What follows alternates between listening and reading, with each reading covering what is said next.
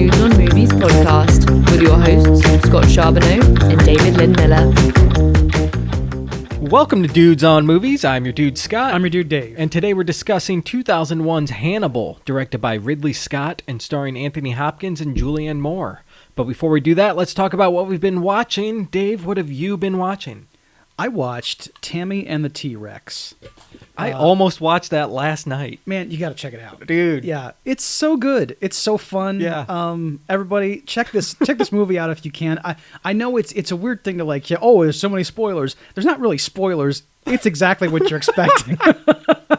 If you've heard anything about the movie, you know what you're getting, right? Exactly, Yeah. yes. It's Denise Richards and Paul Walker, and it's a lot of fun. And it's legit funny and good. You'll have a great time with it.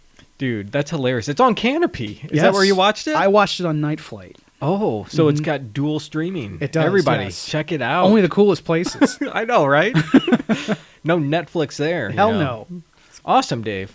I watched a movie called The Bells of St. Mary's. Nice. This is a sequel to Going My Way, which I actually quite praised a lot recently. I was blown away by how much I enjoyed that one. So I was like, hey, there's the Oscar-nominated sequel. Let's check that one out. Nope, not this one, Dave. Okay. I did not like this one.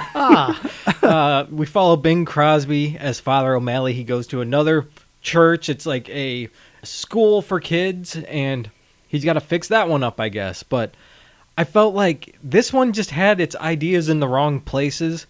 Like, instead of subtly changing the community to all get involved and for a greater purpose, this one was kind of like Ingrid Bergman's just pressuring the neighbor to give them their building. It's like, is that really how nuns work? Come on. I don't know, dude. There's like a lot of cute and humorous stuff, from 1945 with Bing Crosby, But, I mean, just, I didn't buy it. I didn't really like it, That's understandable. Yeah. It's not my favorite movie either. I remember watching it because I thought it was one of the essentials. And the ironic thing is that it's been on our show twice. Yeah. Because they, like, Michael and Kay watch it in The Godfather. They're coming out of the theater. Yeah, right. And it's also, they watch it in The Magdalene Sisters. Okay. And, Sister Bridget is just all emotional because Ingrid Bergman is so great. But it's like, meanwhile, she's torturing all of the novices. Right, yeah. Okay, those are two better movies. I would say watch those. I agree, dude. All right, so now, Dave, let's talk about Hannibal. Why don't you give everyone a synopsis? Yes. So this is the sequel to the legendary Silence of the Lambs. And in this story that takes place some years after the original, after a botched attempt to capture a drug lord, Clarice Starling, Agent Starling, our favorite character, is assigned to track down the fugitive serial killer Dr. Hannibal Lecter. And the FBI's renewed interest in the Lecter manhunt is being fueled by this guy Mason Verger, who's a wealthy industrialist whose family has influence in Washington. And he's also a convicted sex offender whose money and power got him out of trouble. And he was also a patient of Dr. Lecter, and he barely survived an encounter with him. So just like the book it's based on, this movie is all over the place, guys. So it'll be fun to talk about. Yes, and Dave, this was one of your picks, right? Yes, it was. You threw this on the schedule, so why don't you tell us why you did that? Yes, I considered this movie like a big event when it came out. And I saw it in the theater on opening weekend. And like pretty much everyone else, I had mixed feelings about it because it felt very different from Silence of the Lambs. Mm-hmm. But in the ensuing years, I found myself returning to it again and again. So even though I know and acknowledge all of its shortcomings, I must really like it because I can't stop watching it. Yeah. One of those things. That's awesome. Mm-hmm. Yeah, and you said this was an event, right? Right. I think I've told the story before about how I cut class in high school and went with the senior named Bob in his van to the theater, me and a couple buddies, and we snuck in, and I was 16, right? Wow. So they kicked us out of the R-rated movie, and I think we went in to Bring It On or something like that. Nice. And then we snuck back into Hannibal. So, it was an event, man. Right. I think it was definitely mixed when it came out, right? Like mixed reviews. Yeah, mixed reviews. Like you just said, you can see the problems with it, but you're just attracted to it. Right. And I think that's kind of the legacy. Like, it didn't do bad at the box office. It was like, a it big made hit. money, right? Yeah. everybody's like, I got to see this sequel, Right. you know? And Hannibal Lecter, played by Anthony Hopkins again, you know, you had to go see it. Yes. But you got a new Clarice this time, which I think a lot of people were very upset about. They Is were. that true? Because, not because they don't like Julianne Moore. Right. But because Julianne Moore is obviously every bit the equal of Jodie Foster. We all know that. If you're listening to this show, you know that. Yeah. They're both excellent actresses. The problem is, Silence of the Lambs, just like it happened one night, and One Flew Over the Cuckoo's Nest had the Oscar sweep of the 4, top awards. That's a big ass deal, That's major. It also had like the distinction of having been released early in the year in 1991, and then the Academy voters remembered it like 13 months later and gave it all the awards. So it was a cultural phenomenon, not just for the principal 2 actors, but I mean, like, Buffalo Bill and Jamie Gumb. Those are, everybody. We talked about memes last week. Yeah. You talk about, like, how many times have you gone on, social media and seen Jamie Gumb there, like, over the well, talking about putting the lotion on its skin. Yep. Everybody knows what that is. Yep. So they're going to have a sequel 10 years later, and it's based on another book in the series that nobody liked. Yeah. Nobody liked the book. At least fans didn't, at that time. I remember reading an interview, a review in Entertainment Weekly at that time that talked about, like, it's called it the worst book of 1999. Wow. Yeah, it was bad. Have you read it? Yes, I have. Okay.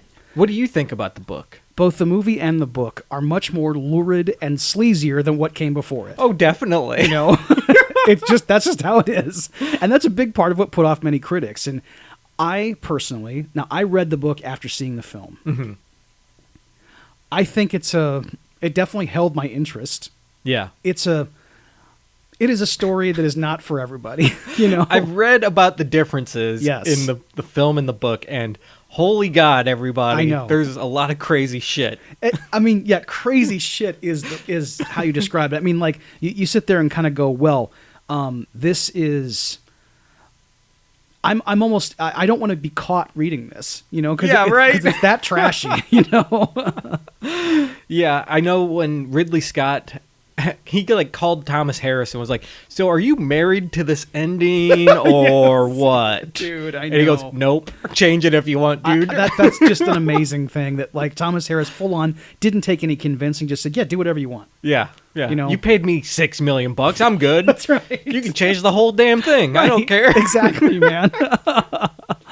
And I also, too, the thing too with, like, Jodie Foster versus Julianne Moore, I feel like even though I think Julianne Moore is good in this, and I love Julianne Moore, it seems like, why are you doing the project if you couldn't get Jodie Foster? Yeah, and I know Jodie Foster was really passionate about doing the sequel. Yes. But they went through dozens of scripts, rewrites and stuff, and she ultimately hated the direction the character went, and that's why she decided not to do it. And I don't know, I've heard so many conflicting reports, too, about, like, that whole thing of, like, the direction of the character. Was she mad about the final draft, or was she mad about Thomas Harris's book? I have no idea, right? Right. Like, I mean... I can't get a definitive answer. It could be both. I mean, who knows? But yeah. I mean, I know she wasn't happy with the way Clarice is presented in the maybe the film. I don't know. I mean, that's the weird thing, is that, like, in the film she comes off very heroically, so that would have, like, still fit with the original character. But there was also, like, I mean, the official line that I read in a recent interview not a recent interview, but it's 2005. But, like, she said officially she had scheduling conflicts. Okay. That was what she officially said. And then she said also that Clarice meant so much to Jonathan and I know it sounds strange to say, but there was no way that either of us could really trample on her. And I don't know what to make of that statement. That sounds kind of like they're bashing the script. Yeah. Yeah, like they changed the character in ways we do not approve of. Right. And really, I don't think they changed her all that much, really. Not in the final draft. Not too much, you know? What made it on screen, I think, is holds with what was in the original movie. I agree. Yeah.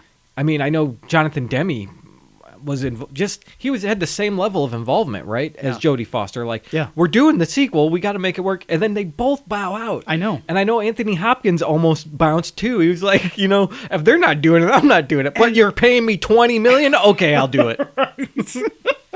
I mean, can you imagine then if Anthony Hopkins said no? I mean, and because they would still have done it. Yeah, they would. I mean, the De Laurentises are notorious for, like... That's not going to stop them. No way, dude. No way, dude. No.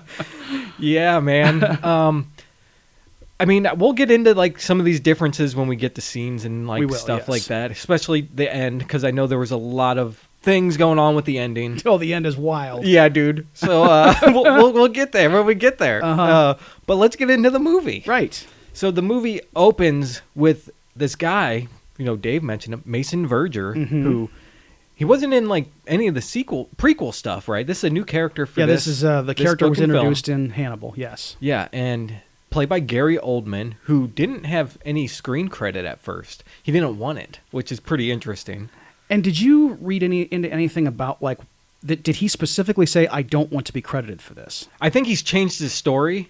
Yeah, that happens, right. It's been twisted into like, well, because I'm the man of many faces, like we want it to be like, well, who is that guy? No one, he's not in the credits. And they'll find out, oh, it's Gary Oldman. Of course it's Gary Oldman, Right. But yeah, he plays Mason Verger, the wealthy guy who's got a vendetta for Hannibal. He's talking to Barney, Frankie Faison's character. Yes. About, Hannibal and stuff, and Clarice, and apparently he's a big collector of things. He's like obsessed with Hannibal Lecter because he was traumatized by his experience with him, I guess. Right. When Verger had originally been convicted for his sex offenses, rather than go to prison, his lawyers were able to negotiate with the Justice Department that he would instead go to therapy and be on probation. And the court-appointed psychiatrist was Hannibal Lecter. Okay. Then... I guess Verger started developing feelings for him, at least according to this film. And, then they started to, get better acquainted. And he's sitting in this wheelchair. He suffered a broken neck in the encounter. Yeah. And his face is beyond mangled. I mean, it's just cartilage. He looks like John Merrick, essentially. He looks like a horrible burn victim, actually. Yes, right, that too. Yeah, that's what he looks like. Right. And he's a quadriplegic, so it's one of those like wheelchairs that he remote controls around with his thumb. Right. He's got like movement in his hand, and that's it. Yeah, that's about it. He can still speak, but he speaks in a very odd tone because of his injuries. So he sounds exactly like Mitch McConnell. He has no lips and thing. stuff, yes. so he can't like pronounce words properly. I know, right? So we'll get into what happened to him in a little bit later. Let's wait till we get to that. Of scene. course, But, yes. But Barney is here to sell him Hannibal Lecter's famous mask for $250,000. And that's the opening of this movie. It's pretty creepy, actually, because it's this like big two-shot in this gigantic mansion, and the two of them are just kind of like just casually talking about Lecter. And it's a very odd conversation, Right. So it's a little unsettling. And that's the kind of tone the whole movie has for most of it, which I actually quite enjoy. Yeah, and the Hans Zimmer score underneath the that like sort of tinkling piano that accompanies every time Verger appears on screen. Yeah. It's like it's just I don't know, a handful of notes. Yeah. But it's like, yeah, okay, we know who this guy is. It's like a haunting lullaby. Yes. Yeah, very much so. I love it because it shows the mask, and it's like, okay, we're getting into this movie now, right? Yes. Like Hannibal Lecter's haunting the world. And everybody who saw Silence of the Lambs, years ago, like when Barney opens that cake box and it's the mask, and he says, like $250,000. Like we know that the significance of that mask is like deep within us. We know who it belongs to. We know what it represents. And like the original movie comes flooding back to us, every aspect of it is just there. I don't remember it, but I can imagine theaters being like, the whole crowd, ready to go. It was kind of stunned silence in my theater, if I'm remembering correctly. We're just kind of like, oh man, this gasp. Yeah, yes, here we go. Tell me a fable. Yep, and then you get the credits. And I do like in the credits, all the pigeons form Lecter's face at the end. It's like, really? Okay, right. Interesting choice. But it's kind of cool because that piano is tinkling under it, and it's really spooky, Yes. The movie kind of feels like 2001 in a lot of places. I know. Like, not everywhere, but there's 2001 moments that pop up a lot. Well, it's weird with Ridley Scott, too, because he's been steadily working, for almost 50 years. Yeah. And for an auteur, he's done a lot of genre pictures, you know? Yeah. But he cares a lot about aesthetics, even when it's not a personal film. Yeah. So his films are always elegant and, in my opinion, very rewatchable, even when they're not always fully successful. And in this one, with that credit sequence, you're right about the 2001 thing, because it feels like it could fit in an action film starring Russell Crowe or something. Yeah. You know, like Proof of Life or whatever, or just something forgettable. Even though it's like striking, it almost feels like a Jack Ryan thing or something else, where it's like there's like crosshairs and like it could be like a footage. spy thriller. Yeah, it's like a Bourne movie or something. I wonder who did the title sequence. I wonder if there was people who worked on films like that. Maybe, because it does feel kind of like those films, right? But yeah, now we meet up with Clarice, and she's arrives at this warehouse. They're going to do a big drug raid. Like a big drug bust. Yes. It's this huge federal operation that they've been working on for years, you know? Yes, and they're partnering with local DC police, headed by this dude. This douche? Is that what you said? I said dude, but douche will work. I know. Yes. His name's Bolton, actually. Yeah. I love that. I know. And he's played by Terry Serpico. Yes. Who we saw in Michael Clayton as one of the assassins who takes out Tom Wilkinson's character. I was sitting there going, who is this guy? Yeah. Who the hell is this guy? He looked familiar. Right. And yeah, that's him. And he is a real asshole. He is, because he's like in charge of the local PD for the operation. And this is an excellent introduction to Clarice. Yeah. I don't know what you think, but I love it, because she comes in and he's kind of like throwing his weight around like, well, we're actually in charge here. And then she tells him how it is. Like, well, we appreciate your presence here, but we all know you're here so that the mayor can save face for how many times you fucked up all this shit. And now we're here to clean it up. And apparently the mayor had a recent cocaine conviction. Yes. She throws that on top. Right. Like, yes. He's got to save face, and he looks like he's being hard on crime. Yeah, that's right. But she says it in that Clarice Starling, like, matter of fact, don't bullshit me, man. Yes. You fucking man. You know, that's the other thing, too, is that, like, I hate, man, she's always the only woman in the room. You know? Yeah, and I mean, that's how it always is for her, though. Right. And I don't mean that I hate that about the film or anything, or Silence. I'm saying that I hate it for her. You know, she is always totally up against it. And in this case, I mean, she is she is obviously the special agent in charge of this operation. And instead of, like, backing her, the other FBI guys, they should have just all stepped in and said, hey, you fucking back off. Yeah. The special agent is talking, you shut up. Right. You know? When he says to her, you know, you got a smart mouth, lady. Oh, you're off the case, dude. You're fucking off the case. Yeah. You know? Dude. Yeah. I wonder how often this happens in real life. Like, it can't, right? I can't imagine it does. Like, I mean, it might happen sometimes, but, like, I know 1 in 1,000, maybe? Something this confrontational, I don't know. I mean, I know that they probably do fight over jurisdiction quite a bit, you know. That I mean, I know that, like, that nobody likes when the feds come in, because that means that we're incapable and we were deemed, you know. I don't know, if I was in charge of some police force, I would think I could accept the help from the federal government. I would hope so. Wouldn't you want to do a good job, right, so that they go back to J. Edgar Hoover? We don't have the resources we need. Right. Let's get some assistance. Yes. Yes. Otherwise, we're all dead. We're all lunch for Hannibal Lecter. I know. Come on. And maybe I can be invited to Washington. Maybe Yes. I can be in the FBI. Yeah, maybe I can join. Right. You know, if that's what I want for my career. I don't know. A lot why of you these wouldn't. people might. Yeah, I don't know. Right. I don't If know. you want to be a big man and be on big busts. Yeah, if you're being a big shot and throwing your weight around like Right. this, you probably would love that power. Absolutely. Yes. But yeah, I love the introduction to the character here. I think it's great. Yes. So they all get in place here. They've got like the little earpieces in. This is like a year before Bluetooth or something. Yes. So like they still got like the string connection. It's pretty cool. I know. I miss those days, to be honest me with you. too, right? The radio's still like hardwired in. But yeah, they're all in position and they see the drug lord. Her name is Elvelda Drumgo. Yeah. Which is quite a name. And she comes out and she's wearing a harness with like a baby in it. So Clarice is like, hey, there's too many people here. There's all these guards. She's wearing a baby. Yeah. Let's call this off. And like everyone else agrees, but then Bolton is like, no, stay on target. And I don't get it. Everyone's like, okay. And I don't get why, after it's over, why the other cops, both in the DC police and the other FBI agents, don't immediately go to the office and say, here's what happened. Bolton said that Bolton was told to stand down, and he didn't. Yes. That's what happened.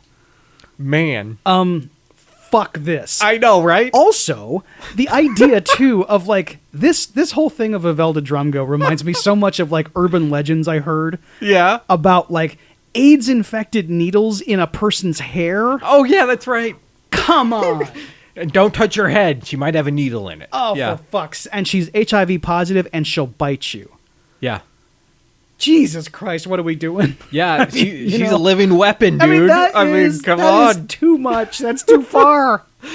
But, yeah, the plan all goes to shit. Bullets go flying. Clarice has to kill 5 people. Yes. Which she makes a big deal of later in the film. She does, yes. And she has to put a bullet in this lady's head as she's holding this baby. You know, she's also holding an Uzi. I mean, yeah, she actually brandishes a full machine gun and just starts shooting at Clarice, and so... She gets hit, right? And everybody saw it. Yeah. Everybody saw it. So she puts one between her eyes, and then she goes and, like, gets this baby, and... Man, it's a tough to watch scene because this baby's like covered in blood, and she's got the hose at this fish market, like spraying it off. Right. Apparently, it's an animatronic baby, which is what I heard. I saw the behind the scenes on the DVD, and it is a robot, and it looks totally real. Yeah, you know, Robo baby, man. Right. Good, because I would hate to have a real baby go through this. Any responsible parent who has a child actor who's an infant, you would say, no, you're not putting fake blood all over my baby. Yeah, maybe a Culkin kid would be forced to do this. Of course, yeah. Kit Culkin would say, like, do whatever you like. Yeah, dude. But fortunately, he wasn't rampaging around at this time. Right. All his kids had grown up and grown wise. But yeah, oh man. I like the scene, and I like how it ends. Right. It keeps that same really somber like tone about everything. And, right. Clarice is still up against it, like you said. Yes. Her FBI career is always put in jeopardy by idiots who disobey her orders and plans. And, of course, the way the FBI immediately turns on her every time any allegation is made.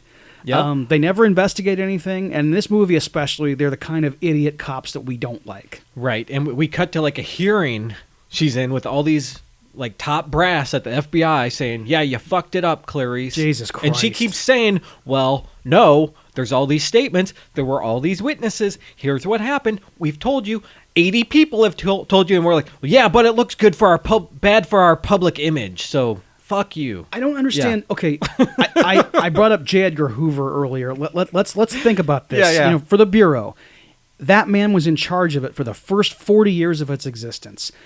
You have no public image. It's gone.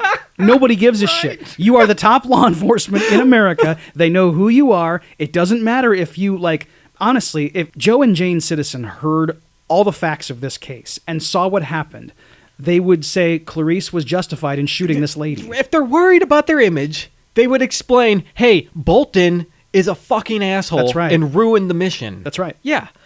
DCPD isn't the one who fucked everything up. Come on. And I have heard it argued, at least in the corporate world rather than law enforcement, like, people don't want to actually hear the truth. So you do have to massage it. Bullshit. The only reason people don't want to hear the truth is because you've never told it to them.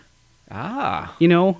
Yes. Oh, man. Yeah, exactly. And in this scene, we get to finally meet Ray Liotta. He's playing Paul Krendler. Yes. And this little asshole, man. He is... Whew. You just want this guy to die.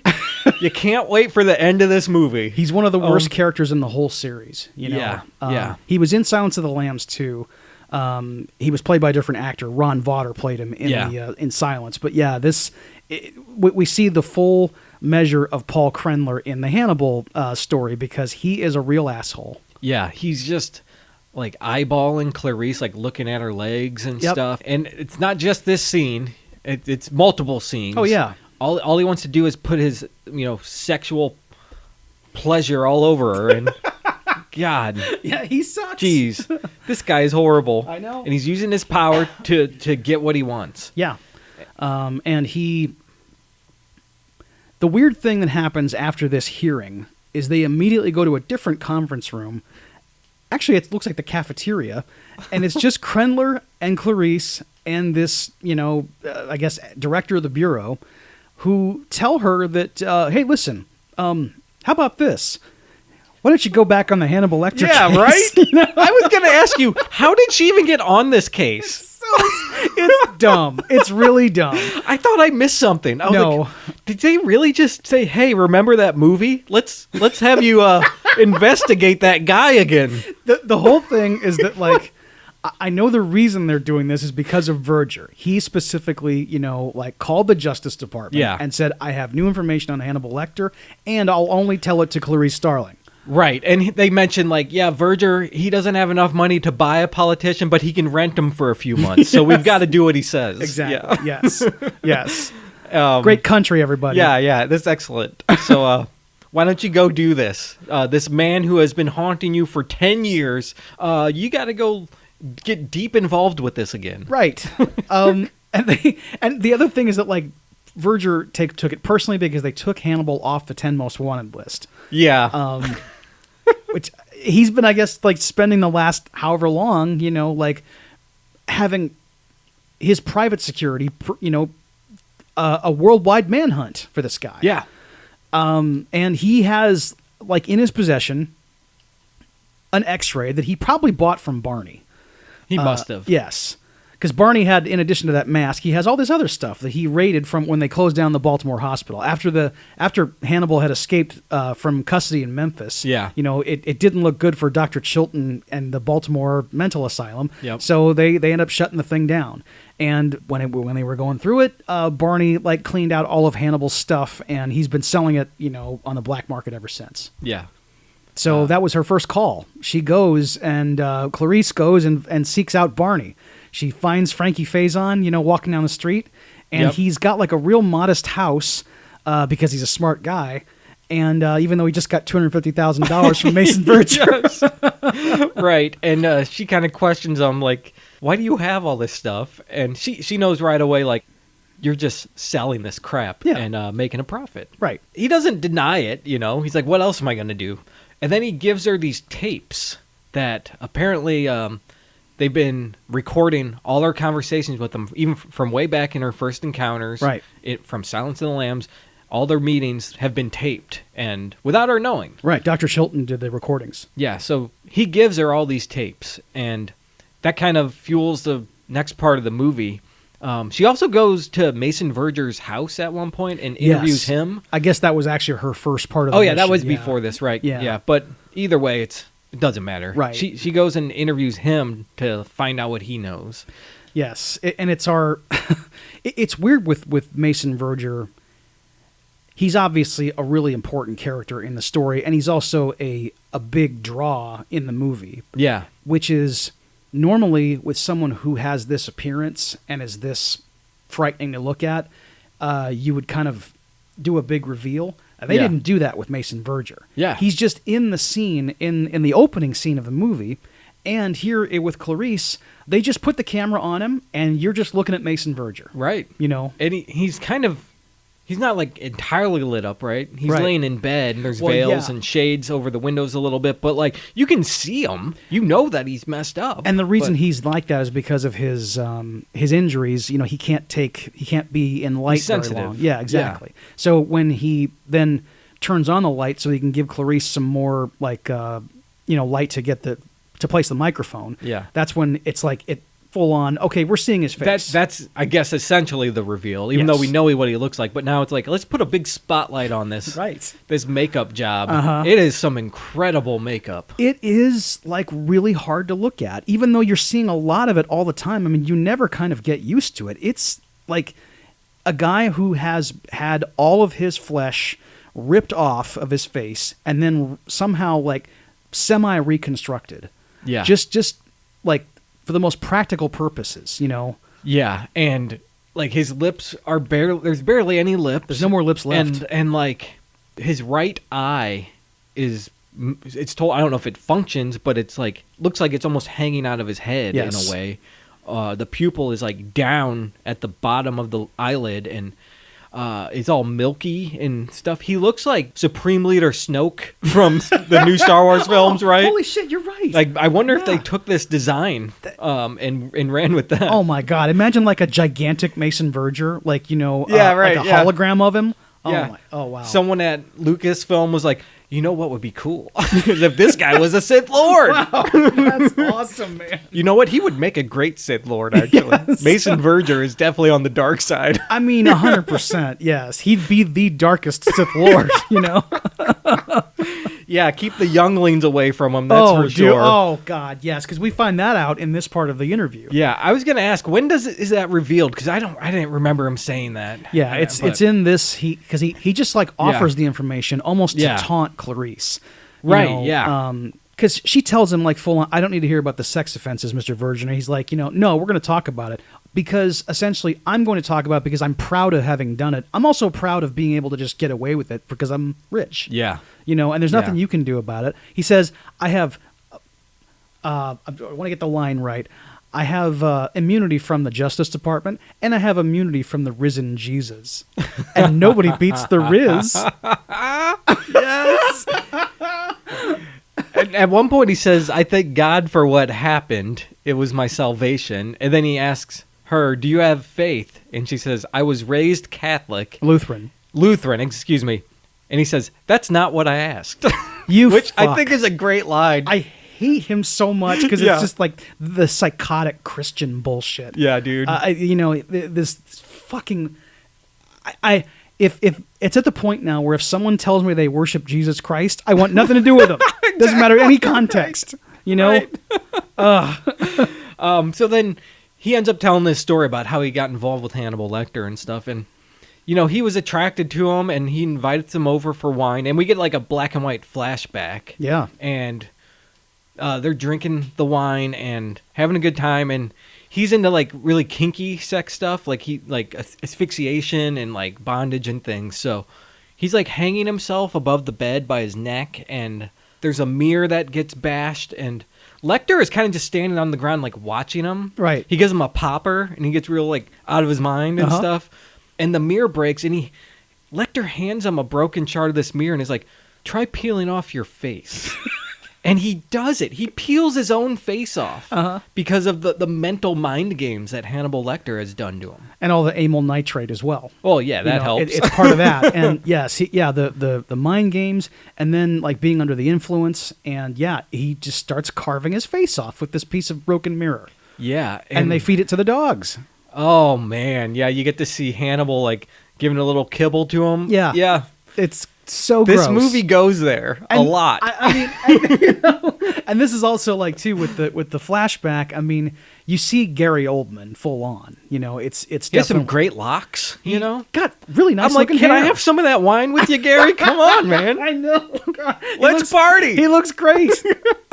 He's wearing like you called it the black and white. It's like a sepia flashback. Yeah. Just kind of weird. And he's got like these like red leather pants on, and kind of a Lestat shirt. Yeah, too. It's the one of those like kind of medieval looking. It's expensive. It's like unbuttoned a little bit. Yes. Yeah. Because he tells Clarice, I showed up to the door in my best come hither outfit. I'm like, well, all right, dude. he's got it. And we see Gary Oldman with his pants down, hanging himself and jacking off. Yep. And high on the poppers, and then he starts carving his face off. Yep. Unfortunately, I wish that they did a better job. The book does a better job of like explaining what Mason's injuries, like how they happened. We don't see it in the flashback, but like Hannibal had grabbed the rope that was holding him over the, when he was hanging from, and like made it so that he couldn't escape. So he broke his neck. Gotcha. Because all we see in the movie is just him carving his face off, and then it ends. Yeah, he's kind of like dangling while he's doing it, right. like spinning around. Yes. I was curious what happened. I assumed it was something like that, right? But quite a gruesome tale there, That's a fact. God, when that dog is like licking his fingers and stuff, it's like, come on. Oh, I mean, man. Are we too- watching Raw It's here? too Come much. on, dude. It's too much. Like a dog eats human flesh. A human carved flesh off of themselves. A human was like doing autoerotic asphyxiation. Yeah. There's a lot going on here. Yeah. And, this is just a day at the movie theater. I'm going to say I don't hate it. Oh, of course not. No. It's kind of right up my alley. I agree. I mean, this is the kind of things I enjoy. Yeah. It is nice to see these things in film, but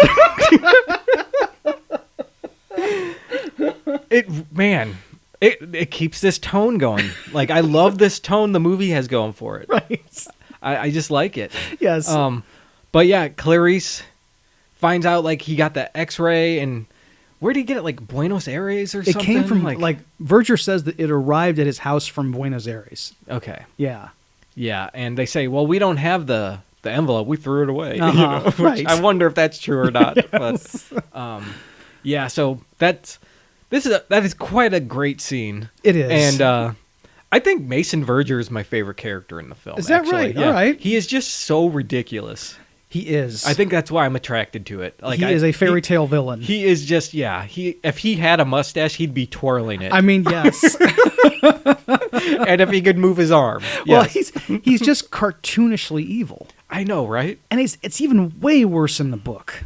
Yeah. Like there's just the things, the stories about him, the things he does, the things he says.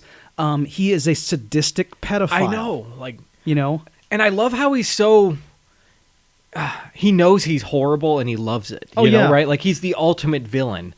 He's got that thing where he's like very elegant too, and he's composed. A fancy man. Yes, but he does the vilest things and he's vengeful and evil, and he doesn't care who he hurts because he wants it. I mean, at one point in the book, we find out that he has a large martini glass next to his bed full of children's tears. Oh my God. That's awesome. Thomas Harris, dude. That's fucking insane. Yes. Who writes that? I mean, that is wow. Yeah. And there's always like some kind of lighthearted opera playing when he's like talking about all this evil shit too. I like that. Yes. Pretty good. It's what scores the jack-off scene. That's happening, and then later when he's talking about the pigs and stuff on the phone, it's like he's like looking at this beautiful vista, and that's happening. Like I'm just they sound great, It's amazing, dude. It's awesome. So, after this, we catch up with Hannibal Lecter. We finally get to see the man. Mm-hmm. Where is he? He's in Florence. He's in Florence. Yeah. He's there, and there's a detective. His name's Patsy, spelled P-A-Z-Z-I, not like P-A-T-S-Y. It's Patsy, yeah. But I think it's supposed to be kind of, this guy's a Patsy. Oh, you're right. Yeah, that's true. Yeah. That's how I felt. Right. Okay. They kind of like named him on the nose there. Okay, yes. A little bit. Yes, gotcha. But yeah, find out he's in Italy, he's having a good time. Right. And he's escaped to Florence, and he has been living under an assumed name, Dr. Fell.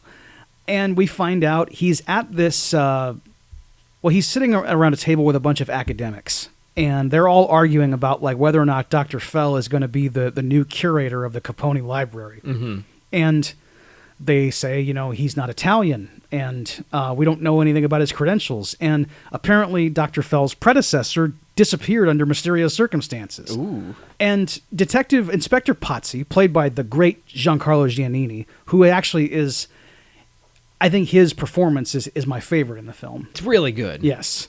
He is there to investigate the disappearance, and he doesn't do much, at least in this first encounter. He's really just checking boxes. Because after the meeting is over and now he has access to Dr. Fell, a.k.a. Hannibal Lecter, we get the big reveal, and Anthony Hopkins turns around, and he's got that great hat that he's pulled down just so. And they have this confrontational encounter where, like, Hannibal is being really insulting to him. He just full on says, so, you're on this case. Wouldn't that be a step down? Is that because you fucked up the other one? Yeah. And, like, Pazzi doesn't come back with anything. He doesn't say, hey, what's your problem, asshole? Yeah. He doesn't. He just lets it happen. he just opens up to him. Yep. Like any great therapist, you get your patient to open to you. I guess.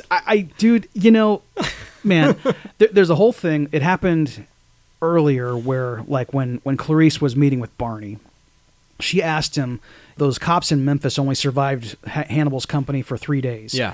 You survived him for 6 years. How did you do that? And he goes, I was nice to him. I was civil to him. She goes, well, it couldn't have been just because you were being civil. He goes, yes, it was. And she said, well, okay, when he escaped, did you ever think he'd come after you? He said, no. He said that Hannibal always told him that he always preferred to eat the rude whenever possible. Free-range rude, he called them. Yeah.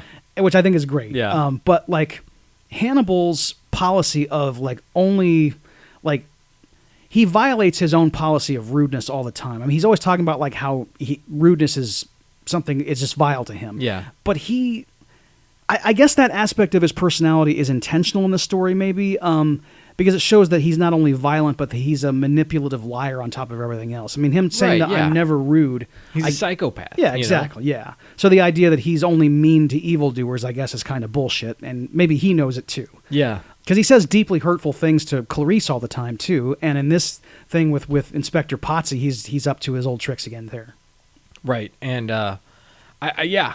Barney, probably you're still on the table somewhere. You're not out of this, and that's a good scene too because he asks Clarice if she ever worries about it. She's like every 30 seconds or something. 30 seconds of every day. Yeah. She's haunted by the man. You can't.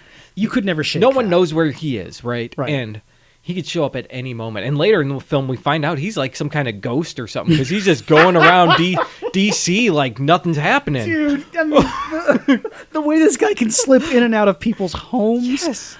And he's Jason Voorhees, I mean, man. it's incredible, what this guy gets away with. He's sneaking into hospitals. And he just like full on just does a Buster Keaton with like a doctor's robe and like steals equipment. Yeah. He's about to leave, and then he's like, wait a minute. He puts it on a wheelchair and then leaves. Man, yeah. He puts the bone saw right on the wheelchair. Yep. And walks out with it. Yep. It's not 1926, everybody. He's that good. He looks like a convincing doctor, though. Well, he is a doctor. He is an MD. That's true. But I don't know how, maybe he did fake some credentials to get in there. Maybe it's possible. Yeah. We didn't get all that, but I mean, like that's another thing with the book is that like he does, you kind of get into more of like, what he did to be on the lam for so long. Yeah. All the like, he kind of like did plastic surgery on himself a little bit and that kind of thing. So he must have made, Yeah, and I know they didn't do any of the plastic surgery stuff for the movie. Right. I mean, because they wanted, it's Anthony Hopkins. They don't want him to look different, you know? I guess if he didn't sign on, they could say that that's what happened. Oh my gosh, exactly. Just bring in Willem Dafoe.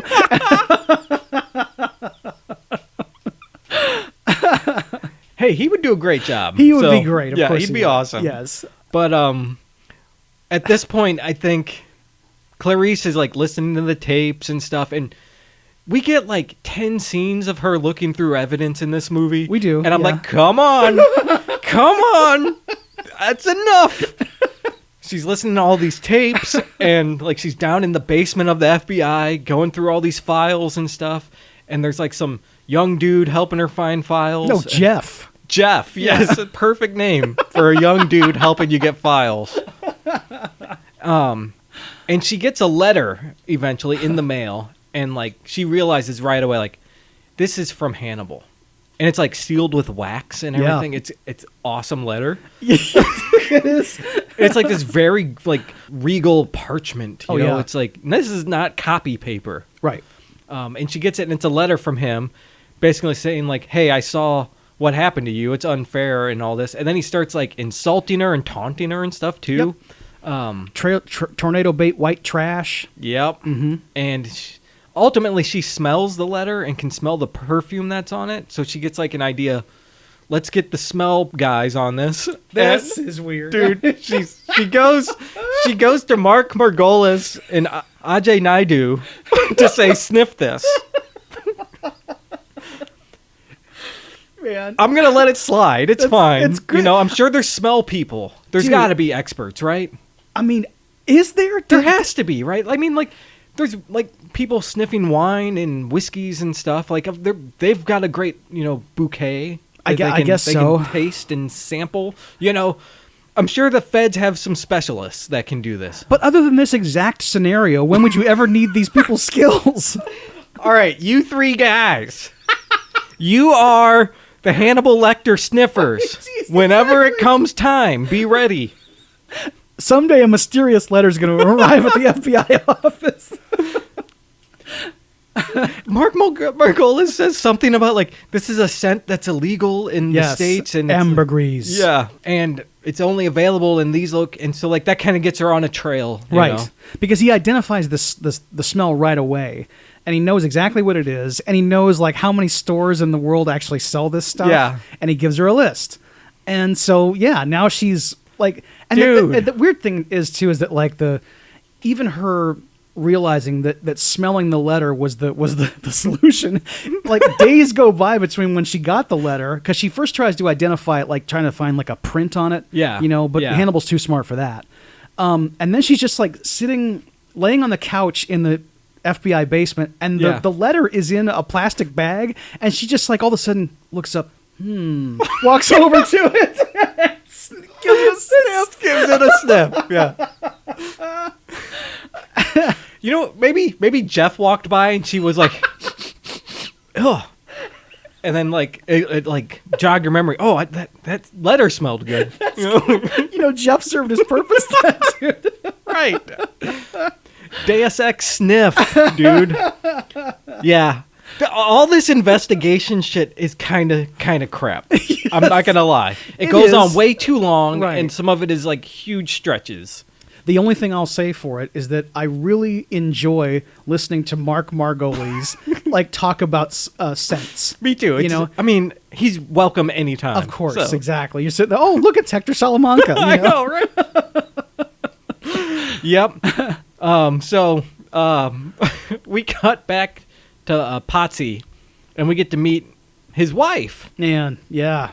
And so he's at home, like, surfing the net, looking for clues in 2001. And she's like, remember, log into AOL and get us opera tickets. I was like really enjoying the sound of like the spring-loaded keyboard. Yeah. And the big desk hog monitor and everything. And they didn't use like a boot up sound exactly, but you heard the whirring of the monitor when he turned it on. And it was like, ooh, man. It's an old tube. Yes, man. exactly. Yep. This CRT sounds great. Yes. And she walks over and look, Francesca Neri plays Allegra, his wife. Yeah. She's an incredibly stunning woman. Yes. And like, the whole point, she's like half his age. She's half his age, and that's that's one of Potsy's motivations, is that he's afraid he can't keep this lady. Yeah, that he's made fun of at the precinct, like the other guys at the Questura. They're talking about, like, they're making comments all the time that he's with this lady, and she wants to go to the opera, and he's worried that he's not going to be able to keep her. I better get opera tickets. Yeah, and they better be good. Yeah, if Giancarlo Giannini can't keep this woman, no one can. I mean, I'm telling you. Yes, that's a fact. That's how beautiful she is. She's out of his league. She's out of Giancarlo Giannini's league. So yeah, he has to get her opera tickets. He's looking online and he finds, like, Hannibal Lecter has been put back on the top 10 FBI most wanted. Yeah. And he sees his picture and is like, oh my God, that's Dr. Fell. Yep. He puts 2 and 2 together and he searches for, like, a hotline or something and sees there's a reward out for this man.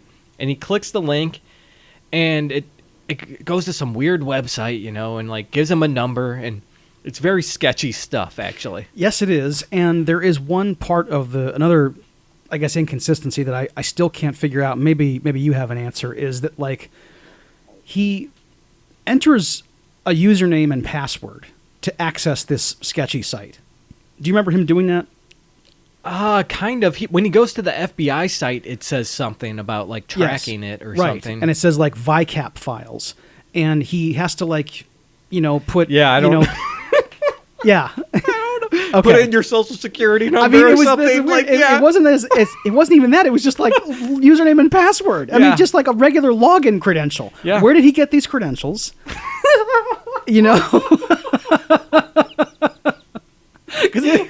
Because oh man. Ridley Scott gave him to him. I guess you know? so, that's right. They're on the back of a napkin from supper the other night. Yeah. So Yeah. he got on. He logged in. Right. Got what he needed. Yes. And he sees that like the initial reward on the public FBI website is $250,000 for information leading to Lecter's capture. Yeah. But the real reward is $3 million, and that's being put up. We all know who it's being put up by, and it's because Mason Verger is funding this. Yep. We don't know it's him yet. Right. In the movie. In the movie. But he goes to a payphone, calls this number. No one answers, and then it rings when he leaves. Called him back. And he answers it, and it's a really weird, sketchy hotline, you know? Right. Like, this person gives him another number to call, and it's some automated thing that says you need a fingerprint as proof before we proceed and all this stuff. Right. It's all very unusual. Yes. And then we find out, it's Mason Verger right behind it all. And the whole thing with the other details, I guess, on the second call was that, like, you know, you don't just get the $3 million. $100,000 of it is given to you after we've verified the fingerprint. Right. And then the rest of it is put in escrow at the Bank of Geneva, and you can visit it anytime you want. And that'll serve his purpose. Yeah. He can get opera tickets now. Yeah. And he know. I mean, look, if I was a cop, and one of the FBI's 10 most wanted was like someone I've been talking to every day, and I knew it, and no one else did, I'd probably do the same thing Potsy's doing. Oh, yeah? You know, I don't know that I would hope I wouldn't like put people's lives in jeopardy, and I wouldn't do everything he does, but I would probably, look, I'd love to have $3 million too. That would be great, you know?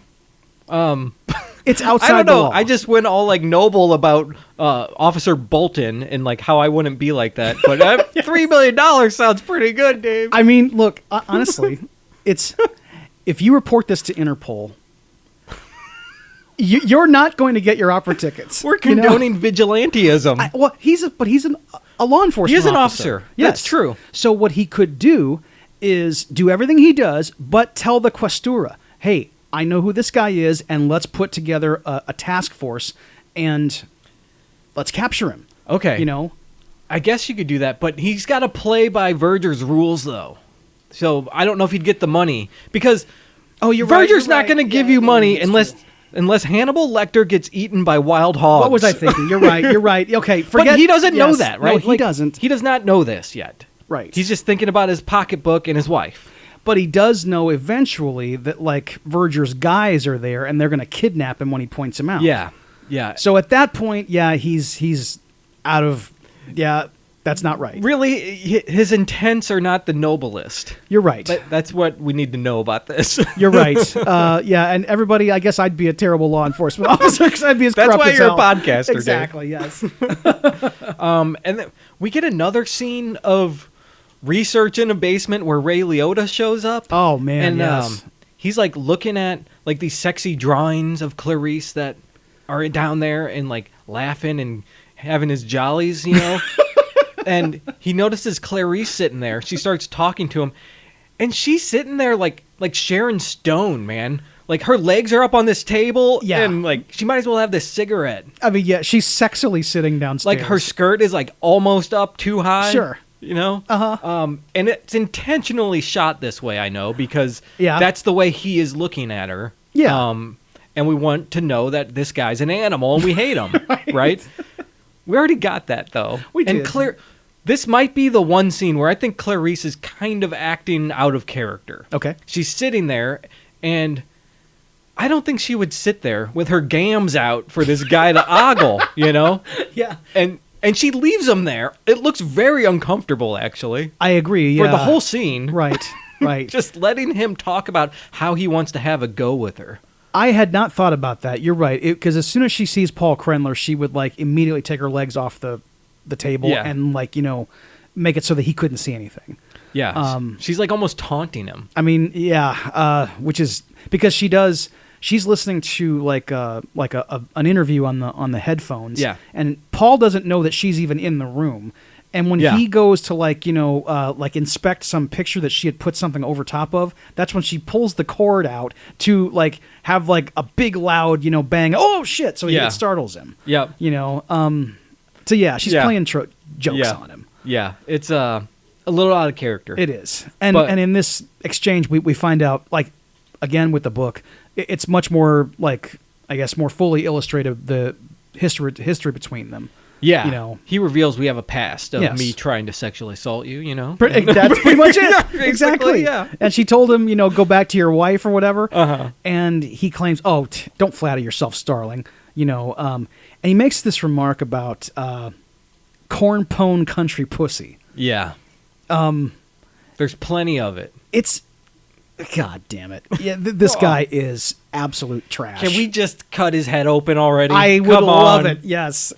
Yeah. That's one great thing about Thomas Harris's all of his work is that like the villains get got. Yes. Like in a bad way. Yeah, dude. This movie especially, Mm-hmm. like all of them get it really good. Yes, right.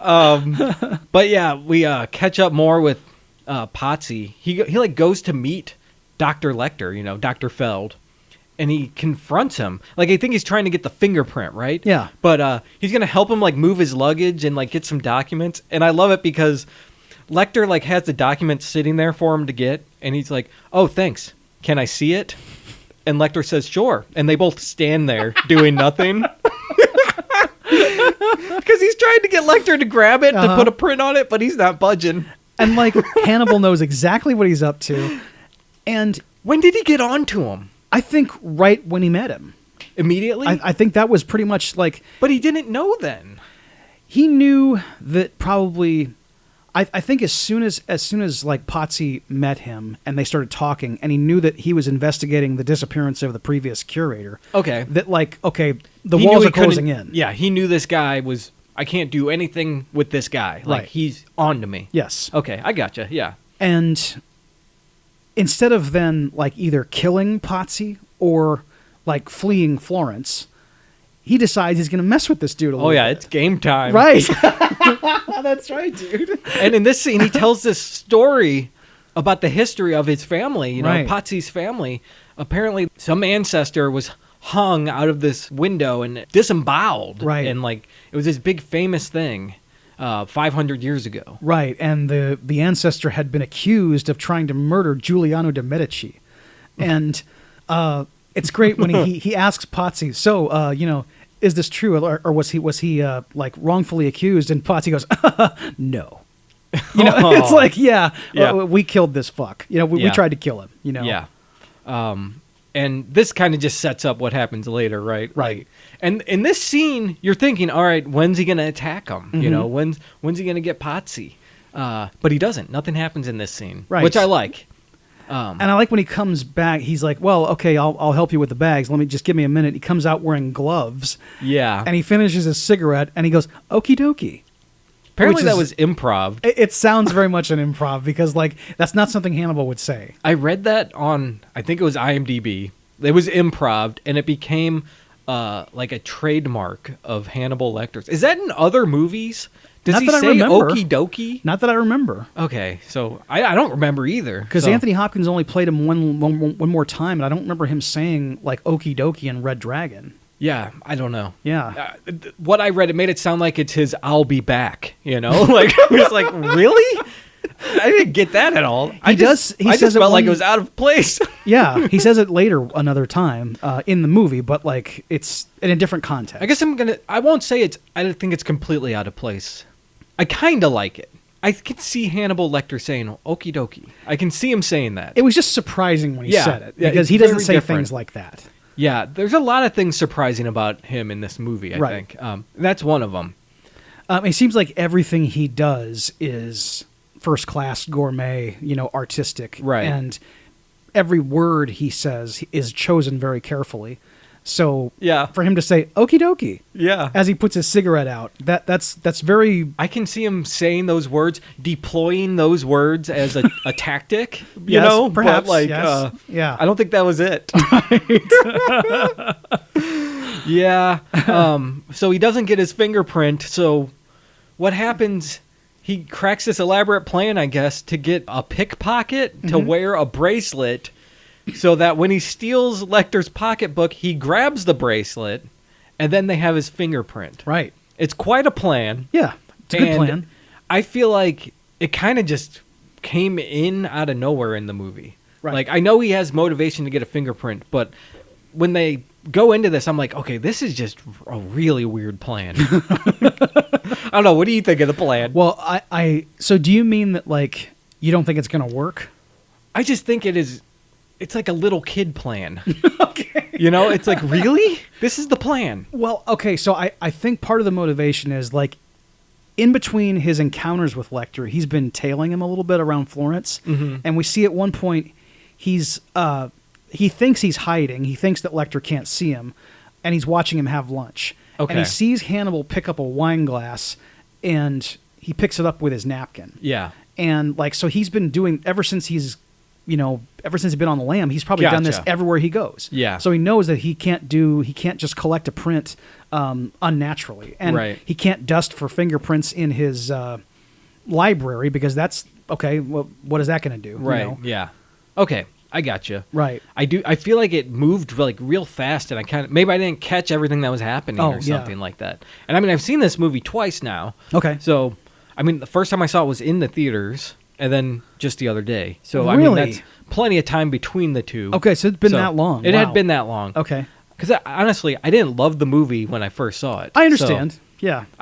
I'll just say it. I still don't love the movie. Dude, Yeah. anybody who says that they don't like this movie or they don't love this movie or they got problems with it, I totally buy. I'm Yeah. okay with it, you know? Yeah.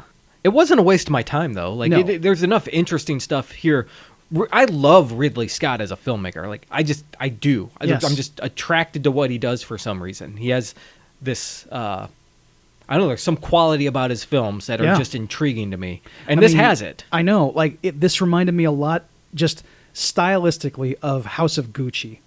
Yeah, You know, it does. Yeah. It's just like there's just a lot going on, and there's a lot of cool things to look at. And I didn't you like know? that movie either. I know. But, like, Not many it's people still, did. Like, you could, Right. you can appreciate it. Yes. Yeah, but I felt like this.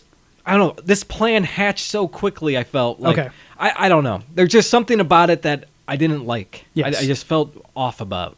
Well, I think you referred to something a previous episode as a Tommy Pickles plan, and maybe that's what you were reacting to. Maybe that's what it is. Yes. And he just like he so easily hires a guy on the street to do this. And I know. Like, It's weird because he just and then- sees this dude because he sees the guy like maybe lift if a the wallet, plan didn't you know. end the way it does. Right. So what happens? He gets this guy to trail him and pickpocket him, and Hannibal knows it's happening. And when he goes to do the pickpocket, he does grab the bracelet, but he also stabs the guy, like right in the groin. Yep. And the guy bleeds out and dies there on the street while Potsy's like there. And the guy doesn't care that he's dying. He's like, I accomplished the mission, you know? And then the pickpocket. the pickpocket guy Yeah, is like, right. I did what you needed me to do, and now I can die happy. Yeah. You know, that's basically what I feel That- from this guy. That is weird. I'm You're like, right. what is happening here? I This know. is weird. I would have thought he would have been like, instead of like he's just grabbing Potsy's jacket. You fucking had me. You knew he was going to do Yeah, this. like and- scream or right, like right. get angry. Right. Not be like very happy that you finally completed your last mission. I mean, you know? yes. Like, it's so weird. Like, I guess that's probably a big part of it. Like, just the way it all culminates there. I'm like, that is just so strange. Plus, there's about 50 people right there. Yeah, everyone sees this. Yes. And then Potsy, like, is covered in blood, and he washes his hands in the fountain and just kind of leaves. He washes blood off in front of people. Yeah. And like, the pickpocket is like 6 feet away, bleeding out. What did he do with the body? The blood spurt effect, though, like, that's pretty good. It was good. And yeah. it's nasty. A cool effect. And he also, like, I guess Potsy actually kills the guy because the guy is holding his side or holding the wound, and Potsy pulls his hand away so that it'll spurt out. You know? Yeah, like, he can't let anybody know what's going on. This guy's got to die. But there's eyeball witnesses all around. Guess he's got to kill everyone now. I guess, right? Jesus. Hey, man, it's Florence, you know. I It's a know. little different. That's true. You're right. You know, You're everyone's right. cool with it. It's like I'm sure. Tombstone. Yeah. Yeah, it's the Wild West over there in Italy. Jesus. Yeah. This guy deserves to die. Yeah, he's bad. He's bad. Yeah. Yep.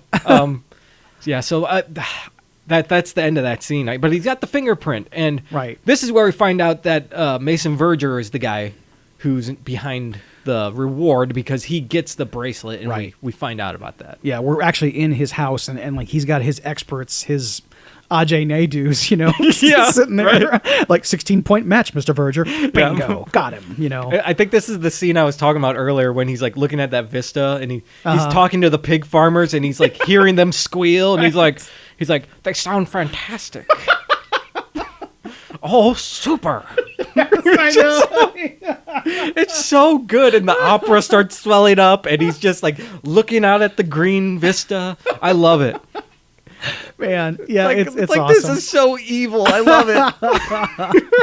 And we see the boars, like their training. They've been conditioned when they hear screaming to attack the body. The guy's got just a tape deck that he hits play on, and you hear like, ah! Yeah. And yeah, the pigs all of a sudden come alive, and they attack. I you know? read something that they looked at like 6,000 different pigs. I saw that too. How is that possible? Dude, whenever I hear stuff like that, whether it's like 6,000 actors or 6,000 pigs, what makes someone stand out at that point? I can see 6,000 actors, but pigs? Different species of boar? Is there even 6,000 species? I have no idea. Every time I think I know how many pigs there are. How about you just know? say, what's the biggest, baddest, meanest, scariest pig? Okay, that looks good. Let's go. Yeah, I guess the one that like opens its mouth at the end, that's the one. It's got like the four huge teeth. Oh my gosh. I mean, yes. yeah, there it is. You get 6 of him, you got it. When he's going for Mason Verger? Yes. Oh, yeah, Right. it's so good. yes. Oh, dude. But yeah, and Yeah. now and then we cut to like a beautiful shot of like Florence at dusk. oh, yes, the opera. Yes, and the opera is playing. And man, this piece of music, it showed up in Kingdom of Heaven a few years later. Yeah. It's Dante's sonnet, La Vida Nuova, set to music by the composer Patrick Cassidy. It's a really gorgeous piece of music. Yeah.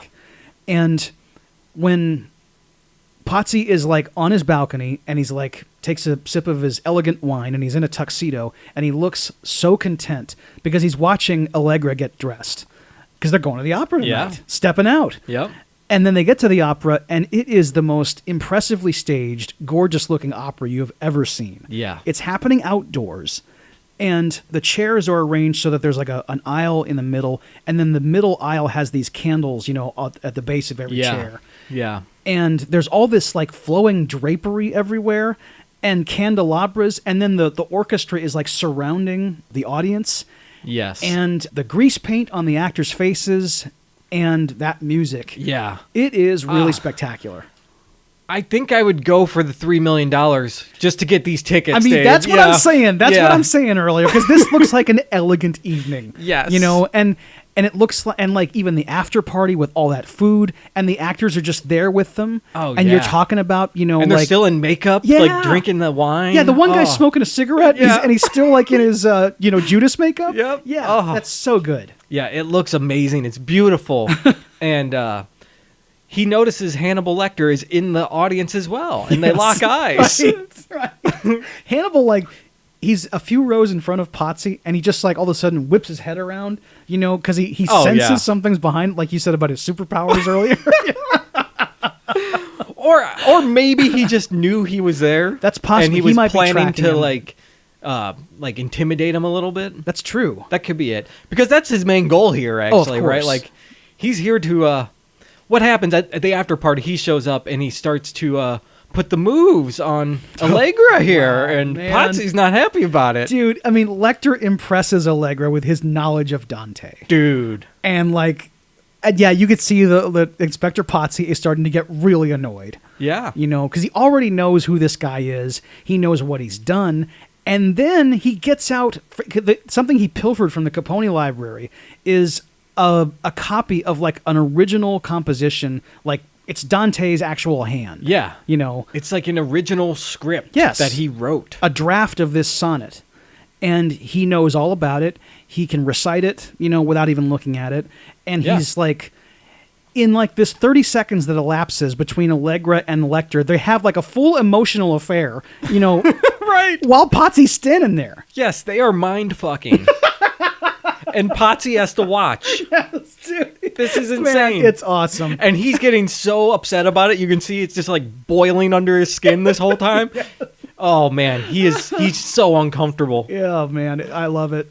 Because he knows, like, all right, I don't think it's just that, he's flirting with her. Right. He knows this is a bad guy, and he's going to do bad stuff to not only me, but her. Yes, he knows obviously he has plans for Allegra. I mean, and this Yes. he might even do it just for his own gratification, but also to mess with Potsy. He might like do this to her before he kills her. Right, him. yeah. And so he gets her, he's like, we got to go, Right. know? And so a couple walks by, just a random couple, and they're like, hey, you want to get something to eat? And Lecter's like, why not? Why not? Yes. And then exit stage left. I know, yeah. It's a real going out on a high note line. Yep. Why not? Yep. Because so now, like you said earlier, he's gonna have some Italian. Oh God, that's right. That's right. He has got plans for. It's dude.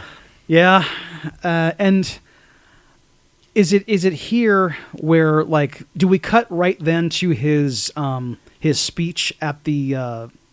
Well, I think we cut back to Clarice, and she sees the tape finally. Oh, that's right. Because she was requesting from like the Italian authorities, this perfume came from here. I need the video footage from the shop, right? Which I completely like didn't know what was going on. Like, how'd she get this tape? Like, and I finally put the pieces together. I'm like, okay, so I guess that's what happened. Well, the weird thing too about the tape is that like Potsy saw the other detective making the tape for Clarice, like earlier in the movie. Yeah. He walked over and said, "What are you doing?" And he then like just stopped the guy from making the recording, making the copy, and the guy's like, "Oh shit." Then Potsy took the tape home, watched it himself, and found out like why the guy was making it. Okay. And he saw Lecter there like okay, look, if you are the most wanted fugitive on earth, this is like a Marty McFly disguise. Yeah. You walk into a fancy perfume shop wearing dressed like Truman Capote, essentially. Like I mean, what are you doing? Yeah. You stand out in this garb, you know? So yeah, she sees it and she's like, that's Lecter at She the drops the perfume tape. shop. Yeah. So it's actually a great scene when Yes. she realizes it. She has 3 or 4 tapes in her arms and she sees it on the monitor across the desk. Yes. And she's walking towards the desk. And as she sees it, she just her arms go limp. They drop. Right. And she just goes straight towards the video monitor. Yep. It's a great shot. And then we get a scene of her calling the police station over there. Right. And she asks for Potsy. And she gets him after he says, no, I don't want to talk to her, and he's giving her the runaround, well, I'm trying to leave for the day. Can I talk tomorrow, And she's like, no, it'll only take a second. And ultimately, she ensnares him in a lie about the tape and what, it's him, and he's going to kill you. Yes. So stop. Yes. Let us help. and it's like the whole thing of it's... I noticed the records show that someone's been accessing our private VICAP files. Yeah. He's like, well, everybody's on everybody's computers. Well, because it was coming from. Well, I'm talking about the computer at your home, sir. Yeah, and then it's dun dun. Exactly. Yes, he knows he's fucked. Dolly zoom in the face. Might as well be. Yes. But yeah, it's fucking great. I love that. He knows he's caught. He hangs up.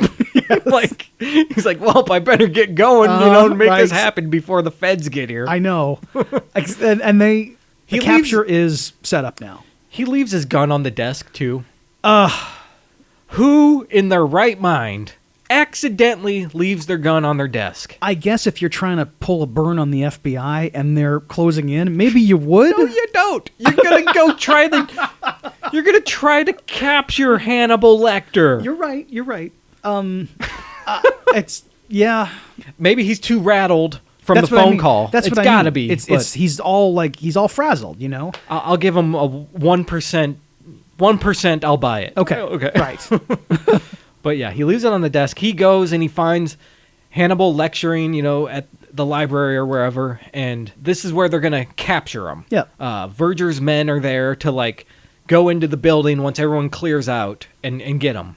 And just like Mark Margulies with all the ambergris talk, I could listen to Dr. Fell give a lecture about Dante for a long time. Yeah. It's really impressive stuff. Yep. Anthony Hopkins just delivers it so beautifully, and he goes back and forth between languages, and he's doing this slideshow, and he's really impressing everybody with his knowledge. I mean, he's obviously one of the world's foremost Dante scholars, in addition to being one of its most infamous serial killers. Yep. He's going to get this job. He's going to be like put in charge of this like prestigious library. Yeah, he's super intelligent. We've always known that. Yes. He's a real Renaissance man, this He guy. is. This he guy- can do anything I know. he wants. Right. So Potsy gets there, and everyone kind of clears out, and he has a slideshow going of all these like paintings and just things he's showing, and one of them is a painting of Potsy's ancestor hanging from the church and stuff. And this is where it's all revealed, like, yeah, I know you're on to me. You know who I am. Yeah, it's me. You know, basically. He reveals it's him. And he's about to chloroform him. And he says, I'm giving very serious thought to eating your wife. And then he, like, chloroforms the guy. Which is pretty cool. It's chilling. Yeah, pretty cool. He, like, bum rushes him with the cloth. Yeah, right. Yeah. And he comes to a moment later, and he's strapped to this, like... It's like a dolly, but with like robotic wheels that can go upstairs. It's kind of cool. I've never seen this device outside of the Hannibal Lecter universe, because they use it in the Hannibal show too, and they talk about it in the book. I've never seen this anywhere. Did they use it to haul him around in Silence of the Lambs? It didn't have those rotating wheels. Okay. Yeah. So he's just on like a regular one from Home Depot? He is, exactly. That's right. Dude, I have a buddy who went to a Halloween party dressed as Hannibal Lecter, and he was strapped to a dolly like that, and he had like his buddy like hauling him around. Oh, that rules. Pretty awesome. Yeah, that's great. But yeah, he wakes up, he's strapped to this thing, and Lecter is telling him like, basically, we're going to dump you out the window and you're going to hang like your ancestor. I mean, yeah, because at first he tells him, like he wants to know, are those Mason Verger's men outside waiting for him? Because he had gotten during the lecture, Potsy had gotten a cell phone call like a jerk and like let it go off, and it interrupted everything. So now Lecter knows that okay, there's something else going on. I love Lecter's response though. When it happens, Potsy's like, oh, sorry. And he goes, no, perfectly fine. Come join us. Yes. I'm a very friendly man. I love that. He's totally unflappable. I know, right. Yeah. But no, those Verger's men blink once for yes. He has to blink, Yep. Because he's got the duct tape on. And he also tells him, like, if you give me the information I want, it might be convenient for me to leave Florence without my meal. Yeah. Yep. Pretty gruesome and terrifying stuff. Of course. I mean, right. Because he's helpless. Strapped to this thing. He can't do anything. Yeah, he's strapped down just like Hannibal usually is when he's carted somewhere. And my favorite part of this scene is now the phone rings and Hannibal answers it, and it's Clarice. Yeah. She immediately like starts saying like, you better fucking stop. You know what it took to get this phone number and like all this stuff. And like she stops to listen to the response, and you get, hello, Clarice. Oh man, see, this is one moment in the theater that I do remember. Like that moment, he says, "Is this Clarice?" Yeah. Well, hello, Clarice. And the audience went, like there was like a cheer. Man. It's like, oh yes, like here we go. It's a great scene. Though. It's really great, even though they're like reusing the line. Sure. Which I often hate when movies do that. Yeah. It fits perfectly here. This is so earned. Yes. And I like her response, too, where she hears Hannibal's voice and goes, is he dead? Immediately. Right. Like, she jumps straight to that. Yep. Not Dr. Lecter. That's right. Is he dead? Right. Yeah. Because she's a good cop. She's awesome. Yeah. I love it, man. It's so good. And I forget how the call ends, but... he just tells her, like, he says something about, like, there's nothing I'd like more than to sit and chat with you, Clarice, but unfortunately you've caught me at an awkward moment. Please forgive me. And he hangs up. Yeah. And then he asks Potsy, bowels in or out. Ooh. And, yeah, why don't I decide for you? And he gets out, like, just one of the coolest knives you've ever seen, What is this thing? I don't know. What is the purpose of this Velociraptor box cutter? I know. God. It's a small blade, but it looks lethal, you know? Yeah. It's got like holes in it, strategic placed. Yes. And it's got this tooth on it that I guess he can slice off a head in one, you know, like, Yeah. and he can open your bowels with it. No problem. It's that sharp. Yeah, he and this like dolly he's on has like extension Yes. on it. Like you press the button and it extends up like a crane. So he wheels him out to the balcony, extends him up, and then slits him from sternum to groin and pushes him over the edge. And of course he's got a noose around his neck. Right. You see him hang, like you see the taut thwap. Like he just gets caught and then bows, whoom, out onto the street. Onto the paving stones. Dude. Like it's cobbles, you know, like. Oh yeah, it's in all the cracks and Yes, everything. Yes, and it's just this pile of viscera that got. Like there's a lot of sound design. Oh, they yeah. really took care to make this to gross you out. A lot of squishes. Yes, that's right. And I think they used like sheep entrails for this. Yeah, dude. Yeah, It's pretty gnarly and it's pretty awesome. it is. Yes. It's a good kill. It's awesome. The only thing I don't like about what comes after it is how does Hannibal get out of this museum? Okay, I'm glad you brought this up. Okay. How does he escape, for one, and how did Verger's men not go in right away when everyone cleared? That's a good question. He must have been in this building for Yeah. 20 minutes. Right. After everyone had left the building. And Potsy had told the main guy, "Look, we're coming right down." yeah, he told you know. him, everyone's clearing out. Right. We're almost there. So obviously something's wrong. Yeah. You know, like okay, it's been 20 minutes. He's not down yet. Let's go in. These guys suck. They like, do. These henchmen are I mean, horrible. yeah, these are some Mickey Mouse henchmen. Yeah. Yeah. And then, but yeah, how does he even escape? Now there's a dead body hanging there. Drew Barrymore from Scream is hanging here. I know. And he just leaves. No problem. And I mean, like, in that moment, the palazzo is full of people. Yeah, you know? everyone screams. Right. So the authorities are on the way right now. And there's no way anybody's getting out of, like, this whole area, even outside the museum. Everyone's going to be held for questioning. And somehow he not only makes it out of there, but he is in Baltimore, you know, like... I know what happened. He teleported. That's gotta be it, dude. That's what happened, dude. Magic powers. Because, I mean, and on his way out, he kills the little brother of the main henchman, too.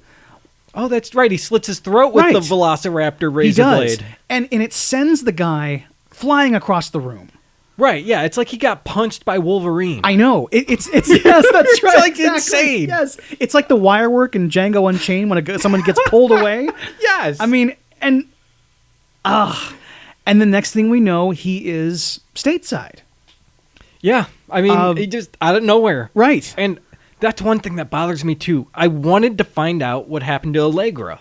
Like, it's kind of dropped, you know? Right. He does mention maybe I'll leave her alone, but, like, I don't know if he did or not. Who knows? I think he did. He probably did.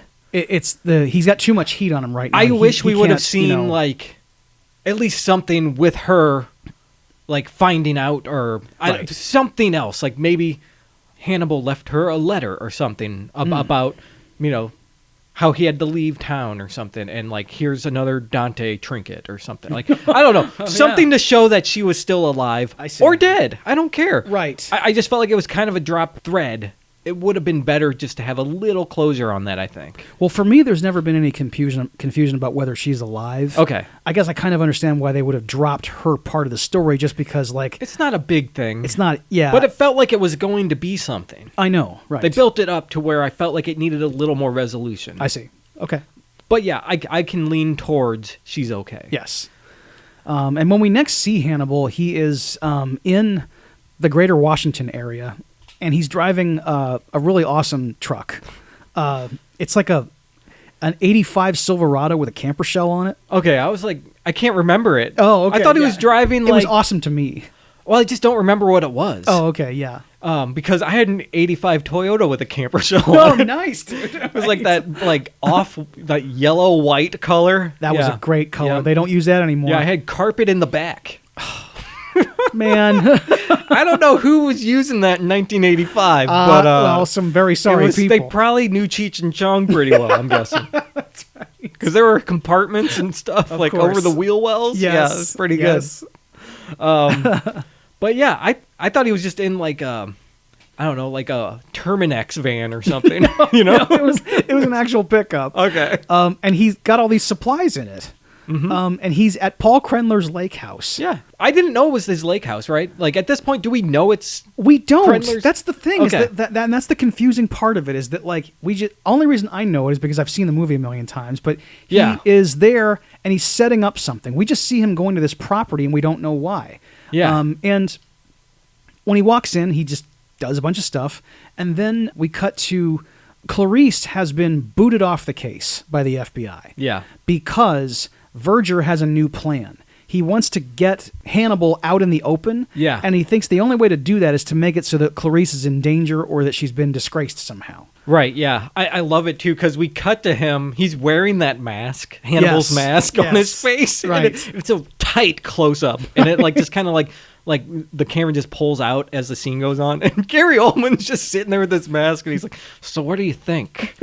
Does he want to fuck her or kill her or eat her or what?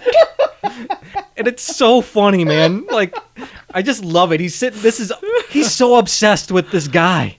Like, that's it, man. It's the only thing he cares about. I know. You know? And he's like, get this mask off me. You can't breathe." Cordell, get this thing off me. And like, I love, Cordell is his personal physician.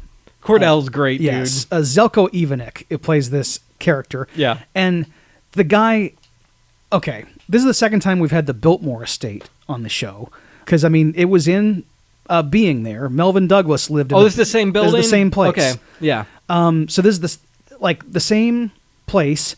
A different rich man lives there now who also has his own hospital inside. Yes. You know? Well, you've got to, I mean, right? I guess so. If you have the space. I know this was used in Richie Rich also. I'm sure they had a medic wing, you know? They had a McDonald's. So yeah. Yeah. You need to get your heart attack taken care of after you go to that McDonald's, dude.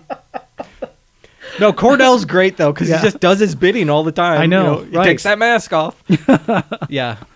It's pretty good. Yes. And then, yeah, his plan is, like, we're going to get Clarice thrown off the case.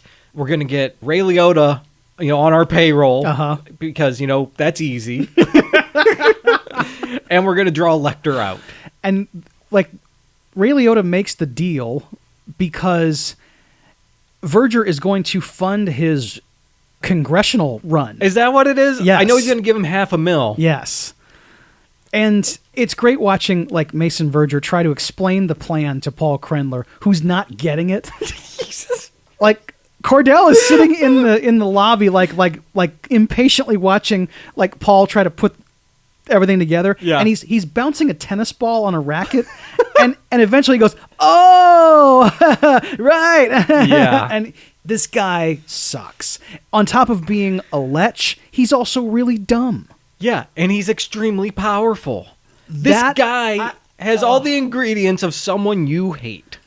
Man, there's just too many. There's just too many of these guys. Yep. You know? Yeah, and so he makes it happen. Right. And Clarice, it's a great scene. She's in the office with Krendler and whoever else is in charge, and she has to take an absence, a leave of absence, Right. from the force because of this. And she says she needs to say something. She says Mason Verger is trying to capture Lecter for revenge purposes, and Paul Krendler is being paid off to make it happen. And she says it right in front of him. It's great.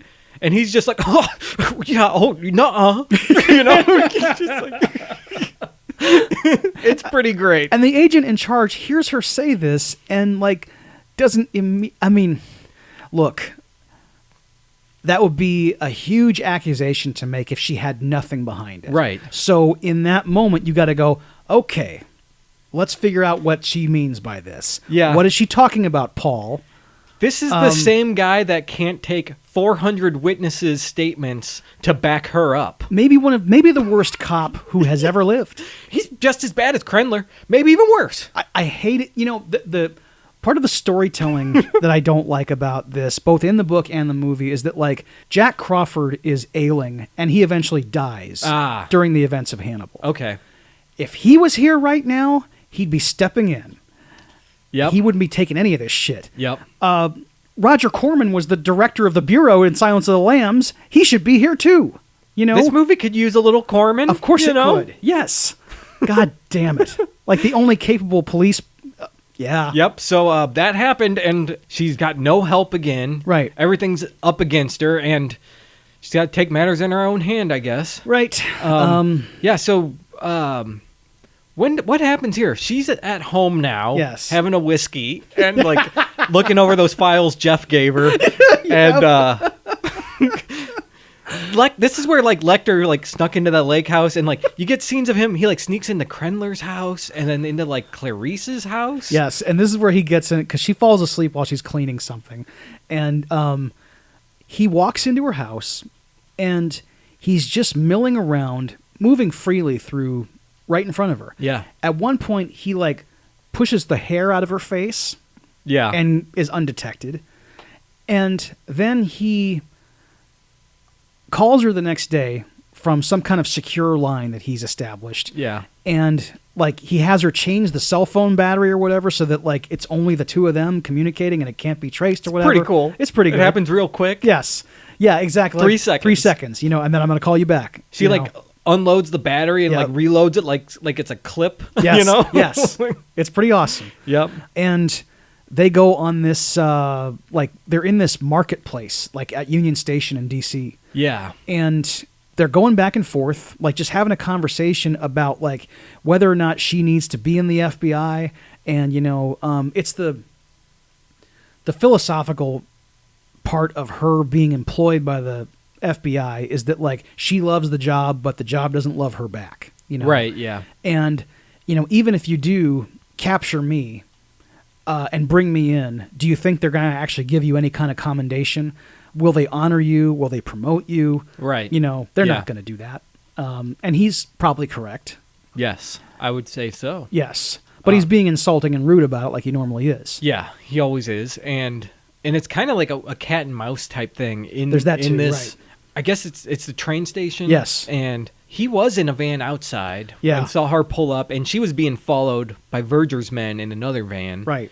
And so he knows that they're going to get him because she brought them to her, and he's asking her like, well, you're going to let them get me, or what are you going to do? You know, playing into the mind game still. Yeah. And there's the scene with the merry-go-round where he's on this merry-go-round and it's spinning as he's talking to her, and he like reaches his hand out and like touches her hair Yes. in this slow motion. Like, I kind of don't like it. It's like creepy and Yeah. weird, but I don't know, man. Would Lecter do something like this? Like, I feel like it's really weird what he's doing. He looks like he's in the wrong clothing. Like, I don't expect him to be in. I mean, he's in disguise, I guess, Yeah. right? But Yeah. it just seems weird.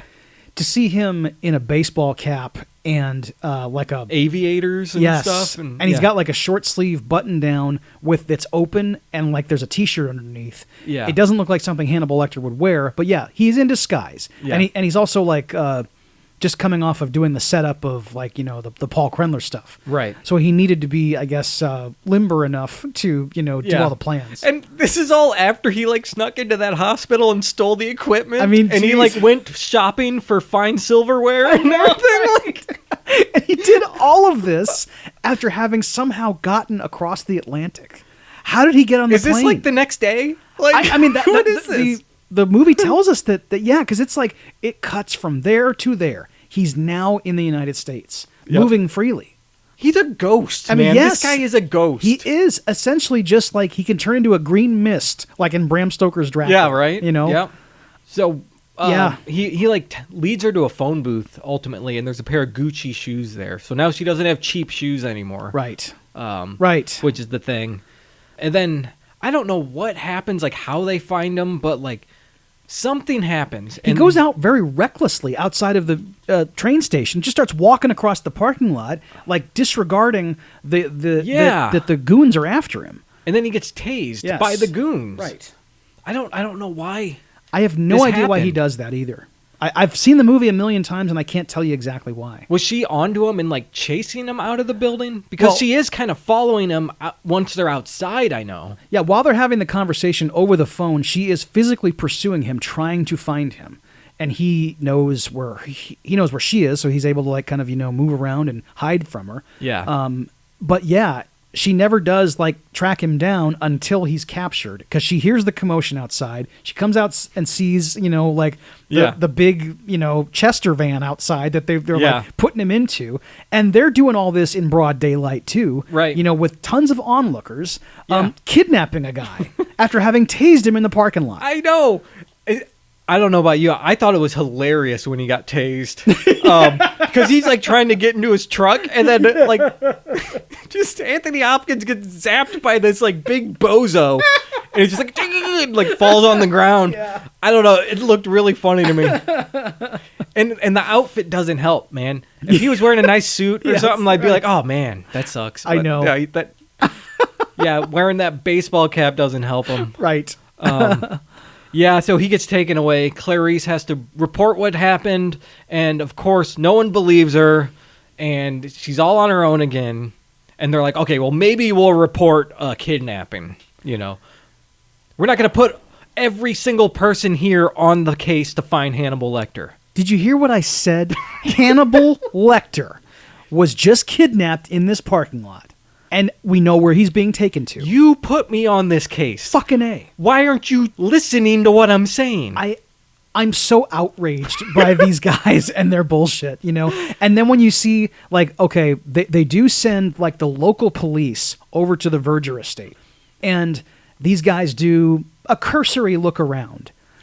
Yeah, just a couple 5-minute sweep of this gigantic mansion. Everybody, if you haven't, please look up the Biltmore Estate so you can see how the size and scope of this place. There's elevators in this building. Exactly. That's how big it is. It would take weeks to uncover every part of this area, and that's just the house. There's the property has other buildings on it. Yeah. Yeah. These guys, this sucks. Yep. So Clarice has to take her 5-0. And unarmed, well, she does have another. She has an illegal gun. Yeah, because I love it when she's on the phone with Hannibal before she leaves the house. Like after she gets that battery in, the first thing he says to her, he knows she's grabbing a gun. He's like, it's illegal to have that gun, don't you? Like I love that because he's so intelligent. Like he knows. Yeah. And he's so manipulative. Like he knows her, right? Right. He knows how her mind works. He understands that's what she's doing in this moment. Yep. Like, he doesn't have any clues. He just knows her that well. You're grabbing that gun right now, aren't you? It's scary, man. Yeah. Yeah. Pretty sweet. Right. But somehow she knows where he is. Do you know how she figures this out? Well, because she's a better police officer than those other assholes. So she knows there's other,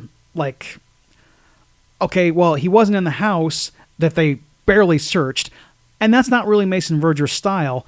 They're doing something with him, and those guys were Italian. She probably knows that. She probably makes that connection somewhere.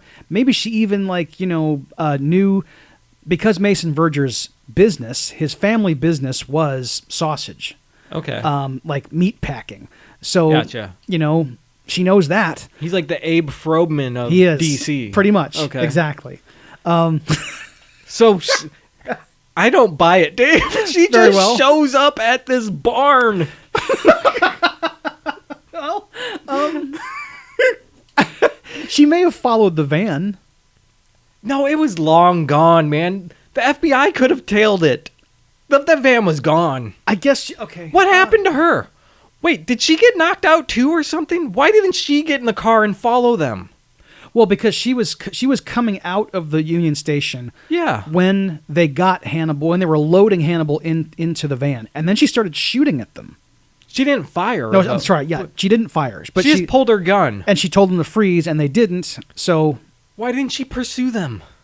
Because she, at that moment, was not a law enforcement officer. I guess that's true. She's already, going rogue here anyway. Might as well. I mean, and at this point... And what's the worst that can happen, I mean, right? Yeah, I know. Is she afraid of the FBI now? Why should she be? Yeah. Right. So she found them somehow. Yeah, she finds them. This is where the movie gets bad. But tell me. It starts to get bad. Okay. There's still good stuff. Yeah. Like some really good stuff that happens. But like I feel like the movie kind of goes off a cliff here. Okay. Once she got to Union Station, I was like, the movie's kind of rolling down a hill. Right. She gets here. I mean, before she gets here, we see like Hannibal's been taken to this place and Verger's got him tied up. And you actually get a great scene of Mason Verger telling him, like, first we're going to feed your feet to the pigs, and then after about 7 hours, we'll do more, He's really going to torture this guy. Exactly. He's going to use Cordell to, like, keep him alive. Yeah. So he feels all the pain, but he's not, like, he doesn't bleed out from the foot eating. Yep. And yeah, then the rest of you is going to be eaten. Yep. And I love it. Like, when he leaves the hallway that he's in, he goes, dinner's at 8. It's excellent. Dude, this guy is so evil. But yeah, so we see him, like, wheeled into the barn, and the hogs are in there, and he's, like, tied in the middle of this pen, basically, where they're going to open the gates and let the hogs in. But he's, like, tied up kind of like Jesus Christ in here. Yeah, it's a Christ pose. Yeah.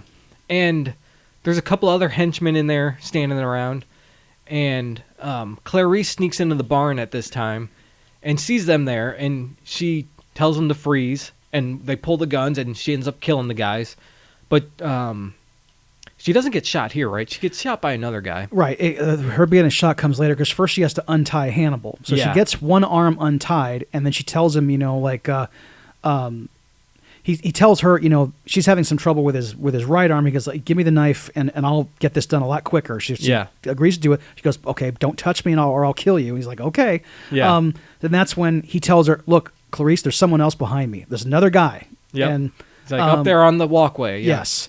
And the guy, unfortunately, gets the drop on her before she can kill him. She kills him, but she gets shot. Yeah, she takes one in the shoulder. Yes. And she's down. She's bleeding. She's losing consciousness. Right. But Hannibal has freed himself at this point. Yes.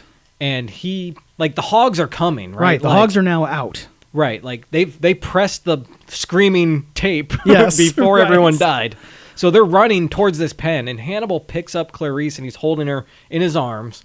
And as the hogs enter, he just stands still and, like, doesn't move. Right. And they ignore him. Like, I guess because maybe he realizes, like, they're attracted to the screaming sound, so he's just not going to make any sounds. They're not smelling fear on him, so they don't attack him. Yeah. But what they do attack is the couple henchmen that are down there. And you get to see some puppets get crunched, dude. It is awesome. These pigs just start munching.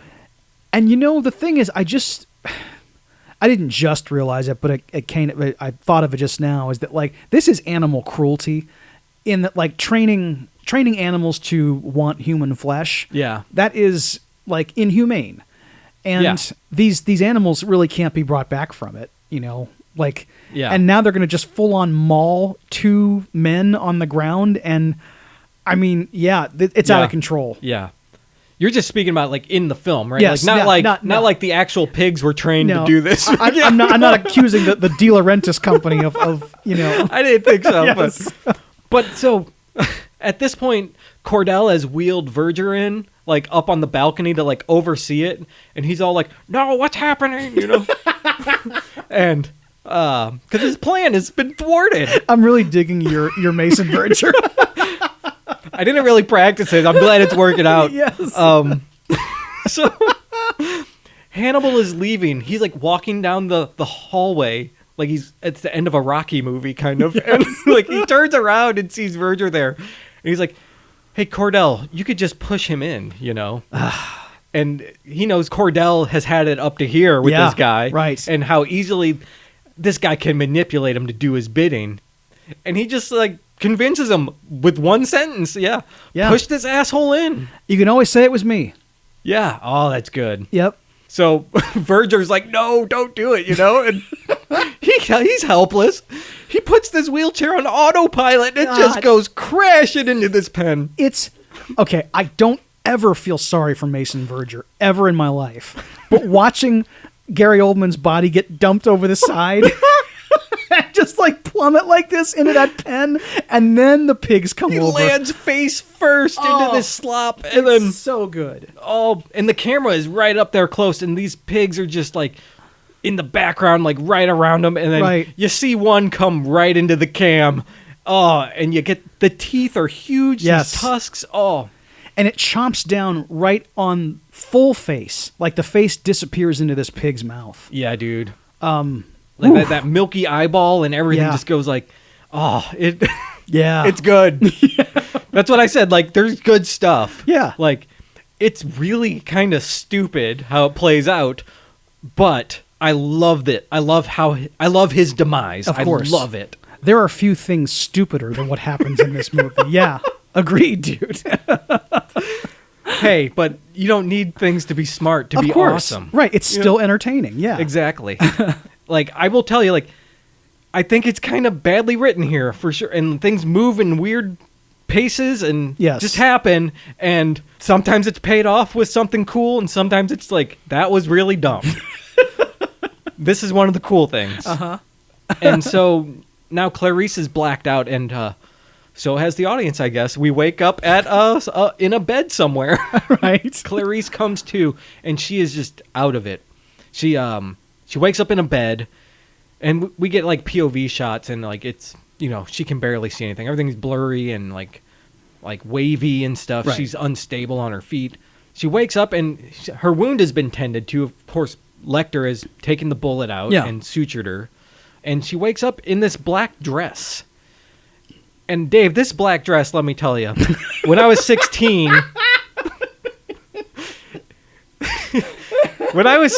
this dress changed my life.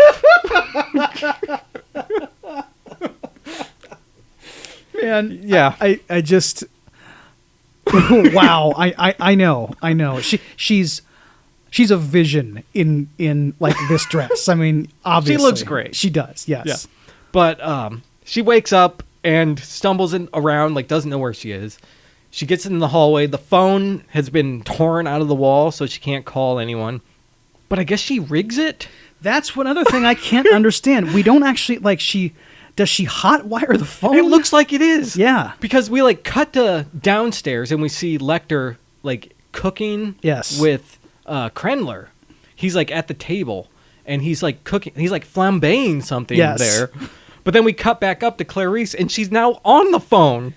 And it's like, what happened? Well, we saw that like the cord had not only been ripped out, but it looked like the wires. Frayed. Yeah, exactly. It's irreparable. I looked at the wall. You saw like the outlet had been like kind of ripped off the wall now. And like the wires are like screwed into like different screws. I guess she did that. She figured it out. We didn't get 2 seconds of her finagling with it to like explain it. I mean, like she can't even walk.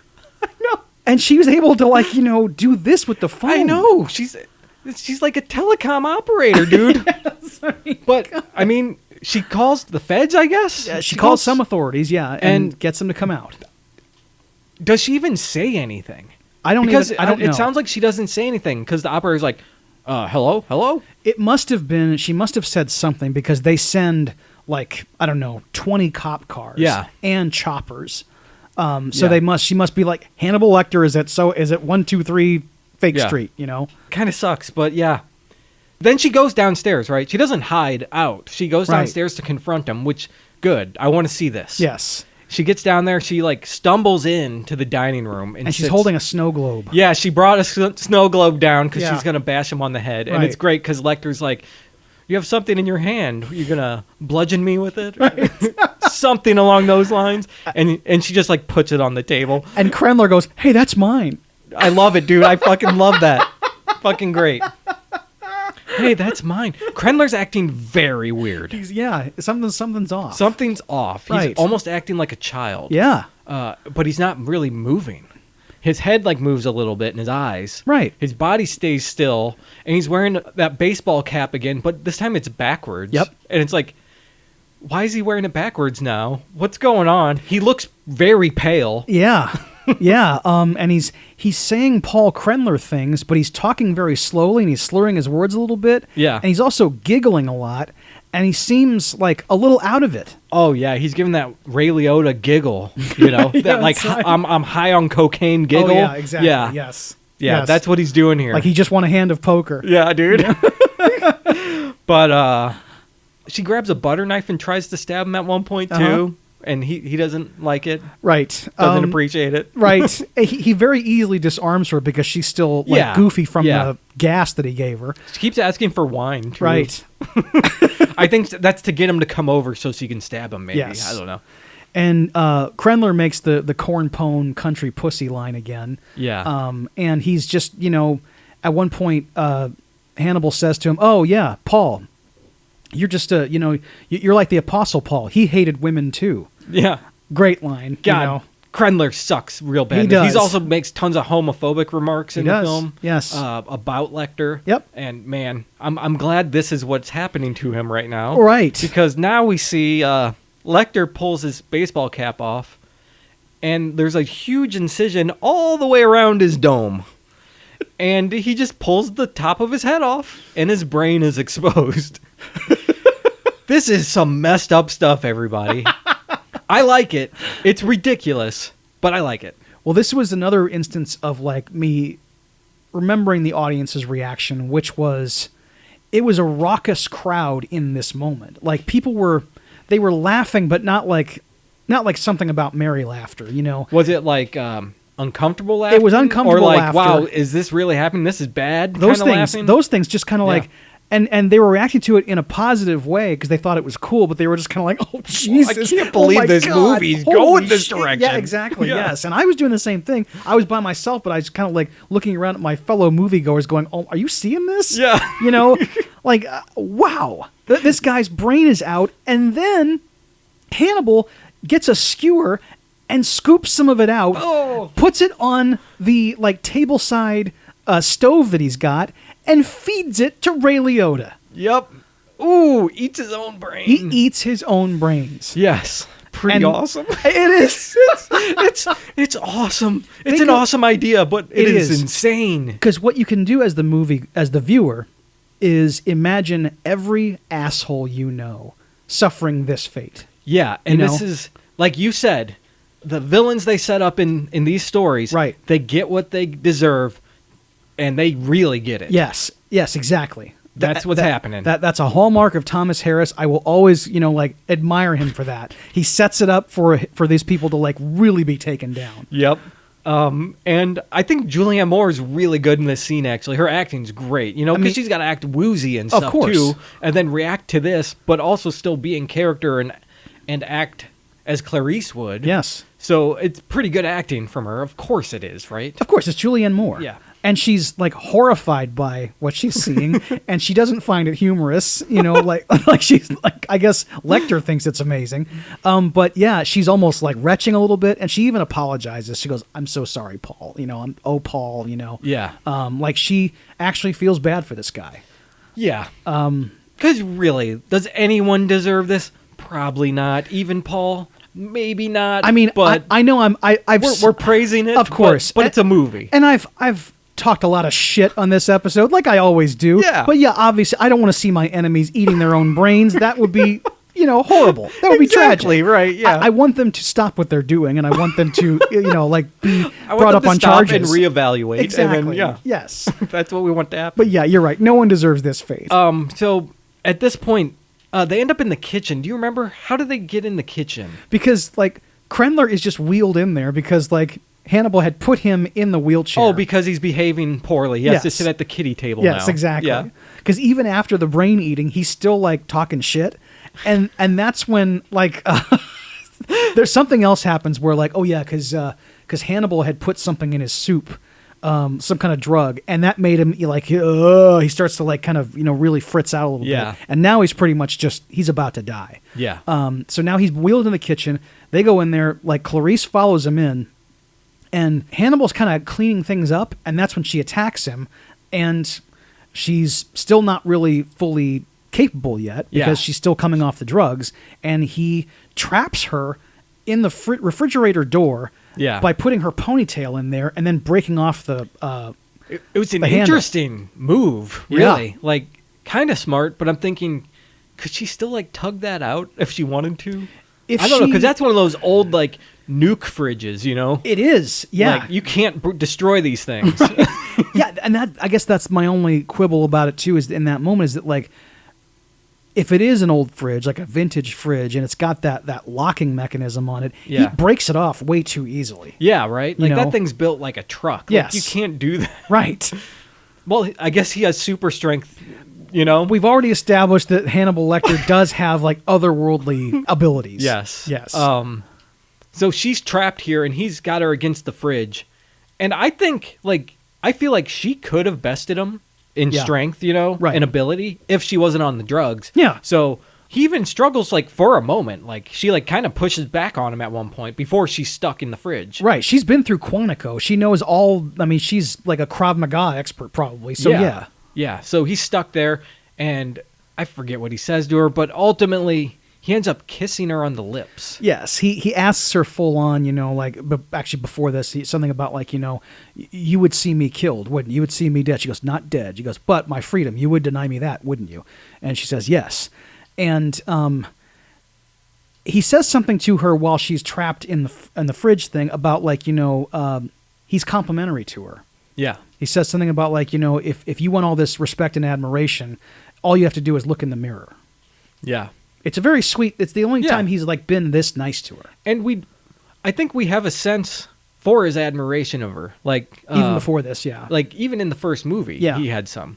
Even though he is mean to her and says horrible things, like even Mason Verger knew it. Like, Yeah. there's something about Clarice that he is attracted to above everything else. Yeah, because he's been interviewed by so many different FBI agents over the years, and they like treated him like a non-person. Right. And he also didn't find them very intelligent or interesting. Right. And now here comes Clarice. They were just more Paul Krenlers. exactly. You know? Yes. So he feels like he has, I don't want to say met his match, you know, but it's I think that's almost it. Yeah. almost like that, right? Yeah. He's found someone. I know in the book it's a very big departure from the movie. They end up like being a couple at the end, right? Like they Yes. have this attraction to each other. Yes, the book's ending is what outraged people the most. Yeah, because I mean, after Hannibal escapes the hogs and takes the unconscious Clarice to safety, he lets her rest. Then he exhumes her father's skeleton. I didn't know that. Yes, and he gives her various psychotropic drugs so that she can revisit and overcome her childhood traumas. Okay. They then hook up, and they proceed to eat Paul Krenler's brains together. Yeah. And murder him, and they're now a fugitive couple. That is quite something. I mean, yeah. And that's, I think, what a lot of people had the biggest problem with, because that's not what Clarice would do, I agree. you know? You could argue the drugs had something to do with it, but Right. no. I'm glad they changed the ending, Yes. honestly. Yes. I don't love the ending of this movie, but I know, it's a little weak. it is. It just kind of stops. Right. But I like it better than them ending up a couple together, being Bonnie and Clyde, Hannibal Lecter team now. It's weird. It's so like there's a kind of a coda at the end of the book where they're at the Buenos Aires Opera. Clarice and Hannibal. They're like a power couple now. Oh, man. Come and on. Barney has traveled to Argentina for some reason, and he sees them in their opera box, and he gets really scared, and he's like, oh, shit. And he doesn't want them to see him because he thinks, oh, they're going to kill me now. Uh-huh. And, yeah, they're just like fully... Do they get Barney? They don't get Barney. Okay, He all manages right. to get away. Okay. Yeah. Wow. That's... Okay, I'm glad what we got here in Yeah. this movie. This is better. So, yeah, he kisses her. He does. And then as he kisses her, you hear a handcuff sound. She cuffed them together Yeah. at the wrists. And he's like, oh, great, where's the key? And at this point, he hears the police showing up, and he knows they're there. And he makes a decision. He grabs his giant butcher knife and pulls their arms out, like put them on the table, and he's like, above the wrist or below the wrist? This is going to hurt really bad. And she doesn't say anything, and he raises up the blade and then like just slams it down. Right. You don't see it, but you see Julianne Moore scream, and then it kind of like fades slow-mo out. Right. So we're not entirely sure what happened. Yeah. And then we fade back in, and the cops are like raiding the building, and it's slow-mo still. And they go to the back, and we see Clarice is out in the back. She's looking at the lake, like an empty boat that's floating out there. And you can see she still has both hands. Yes. So I guess he cut his own hand off because he loves her, I guess. I don't know. That's why that happened. Yeah. I feel like he had the meat cleaver in his hand. He could have just cut the chain in between the cuffs, right? Is bone stronger than steel? Probably not. I don't know. I don't know. I've never tried to chop one in half, but I would imagine though that like I don't think he could cut the chain. I don't think he could. Not with that knife. He could cut his own wrist off easily with the knife. You know, just pop it in the joint there. I mean, yeah. And if anybody's like can do it in one chop, it's him. Yeah. But I felt that was like I know why it's in there because this is the Hannibal Lecter story. I mean, like he does extreme things, and this is an extreme story with you know, there's no half measures with any of the details here. Right. Yeah. But yeah, I just looked at it. The first time I saw it, I went, why in God's name would he just chop his hand off like that? Because the weird thing too is that like when I saw this movie for the first time, I had seen Julie Taymor's Titus. Like, yeah, right? Just I mean, you know, it had just happened. And this guy is getting typecast. I mean, yes. Right? It's just like, and I'm spoiler alert for that movie, everybody. If you haven't read Shakespeare, you know, Titus's hand gets chopped off with a meat cleaver by one of the other characters, by Aaron the Moor. So Harry Lennox had already chopped off Anthony Hopkins' hand like the year before. Yeah. And, he's going to turn into Michael Ironside soon if he's not careful. Exactly, like, dude. he's going to be losing limbs in every role. Yes, we've established a pattern now. But I don't know why she's looking at the boat. I guess, is that the boat he left in? Because it's still there. That's weird. That's the weird. I think she's probably like, you know what? He got on the boat and then teleported away. It's the only explanation, dude, because how is he escaping all these... Like, it's not just that all these cops showed up at the house. They've probably done, like, okay, a 10-mile perimeter, you know? I figured it out. Red Dragon, right? Uh-huh. That's one of the books. Yeah. He can turn into a dragon and fly away. That's what happens. Okay. But that was never established in Red Dragon. Well, I know. Yeah. Right. Still. If he's got William Blake powers, then yeah, okay. Got it. Anyway. Right. Yes. But the feds come up and they're like, identify yourself. I'm Clarice Starling, FBI. She doesn't say it like, you know, David Caruso or anything, right. but but she says that. It is dramatic. Yeah. And it's like, okay, fuck this. But then we cut to an airplane and there's a really nice, like, looks like a bento box of sorts, you know, with like all this caviar and like fine cheese in it, you know, and it's Hannibal. He's on a plane. He brought his own food. And there's a little dish in the corner of what looks like fried brains.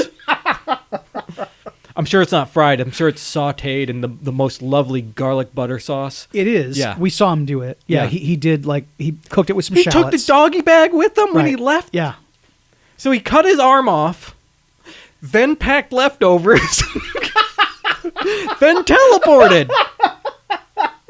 This is so dirt stupid, dude. I mean, like, yes, how did he get all that food into that box and then get it on the plane? How did he get on the plane? What did he use for identification? Dude, teleportation makes so much sense. It's just and he's got a sling and his wounded arm is in the sling. Yeah. And he's just kind of going, you know, from a severed hand. I mean, traumatic amputation of a limb. And then, is serious stuff. And then we need one more gross out, guys. We do, yes. This little kid sitting next to him was like, hey, what's that? Hey, mister, that looks delicious. Can I have some? And, of course, Lecter thinks about it. And he says, you know, something about how, well, it's always important to try new things. And he feeds this little kid some brain. You know, obviously the kid's mother is probably asleep at the moment, you know, but holy shit is this evil. You know? Yeah. I like that it's there because it's like the movie. They don't care, dude. you know? And then it just like kind of fades to credits, and that Right. like piano score kicks in, Yeah. and you're like, "What the fuck did I just watch? Yeah. Holy crap!" Yes, right. This is some horrific The last shit. 20 minutes of this film I just know. went off the rails. I know. Yeah, he feeds Paul Krenler's brain to a strange child. That's worse than feeding it to himself, right? I Yeah, agree. like- I mean, yes, of course. Yeah, Like the kid that's can't consent. horrible. Like, because the kid even says something about like, "Oh, I couldn't hold down the food they gave me," and he's like, "Oh, nor should you." yeah, you know- that's so horrible, filled with byproducts and all this right. stuff. And- Yes. Yeah. And he's like talking about like, and This the is other free range. Yes, yes, Basically. of course, right. Yeah. Dude, Whew. that's the end of Hannibal, man. Right. It really ramps up there. Dude. Yeah, it's quite a film. But yeah, it's definitely got some great stuff in it, but it is crazy. Yes. You have anything else, Dave? Well, there's one more difference from the book that I wanted to touch on just briefly. Mm-hmm. So Barney had a much bigger role in the original book, and Mason Verger hires him because of his Hannibal Lecter knowledge, and Barney also becomes entangled in an assassination / semen theft plot with Mason's sister Margot. Oh, yeah, I heard about this. Yes, I'm Yes. glad you brought this up. And now Margot's not in the movie, everybody. But Mason raped Margot when they were children, and she's now a lesbian bodybuilder. Yeah, because that's what happens, Yes, right? right. God Come damn. on, people. Terrible stuff. But Mason is the sole heir of the Verger family fortune. But because the will says Mason's offspring would inherit everything upon his death, Margot tries to get Barney to help her steal Mason's seed and use it to impregnate her partner and then kill Mason and get the fortune. She's eventually successful in this plot when she sodomizes Mason with a cattle prod, which triggers an ejaculation that she obtains. And then she kills Mason by shoving his moray eel down his throat. Jesus. Yeah, dude. Yeah, I knew about the moray eel. I didn't know about any of that other stuff. Yeah, Holy God damn. cow. Yes. I thought the moray eel was extreme. Yeah. It's... So you don't get do you get a pig eating scene? Do other people get eaten by hogs? They do, yeah, Okay. but Mason doesn't. Okay. Like Mason's death is this in the book. Okay. He doesn't get eaten by Who pigs. gets eaten by the pigs? The henchman. Just the henchmen? Yeah. Okay, all right. Mhm. Yeah. I can see why the studio was probably like, you know what? we're pushing the limits pretty hard on a lot of this. I don't think we can get away with that. You know the crazy part is that, spoiler alert for the Hannibal TV series, everybody, they use this. Oh, nice. And I was shocked because this is NBC. This Right. is network television. And yeah, they stimulate Mason's prostate with a cattle prod and he comes and they steal it. Do they shove an eel down his throat then? Yes. Awesome. They push him into the aquarium and they like pull his jaws apart so the eel can just swim into his mouth. Oh, is that what happens? I thought they like had grabbed the eel by the neck, and then just shove it down his throat. Well, which one's worse? I don't know. I don't know. The eel must hate this guy too. Then I mean, honestly, yes, it must. And we see the eel in the movie. It's there, like it's Yes, in the it middle is of there. like an aquarium, but it's just kind of almost like an Easter egg for the people who read the book. yeah. You know. Oh man, that's awesome. Okay. Would you recommend the movie, Dave? Yes. Yes, I would. I know how bad it is, everybody. I know what you think of me, but you have to watch Hannibal. We don't hate you. Thank you. I'm not going to recommend it, Okay.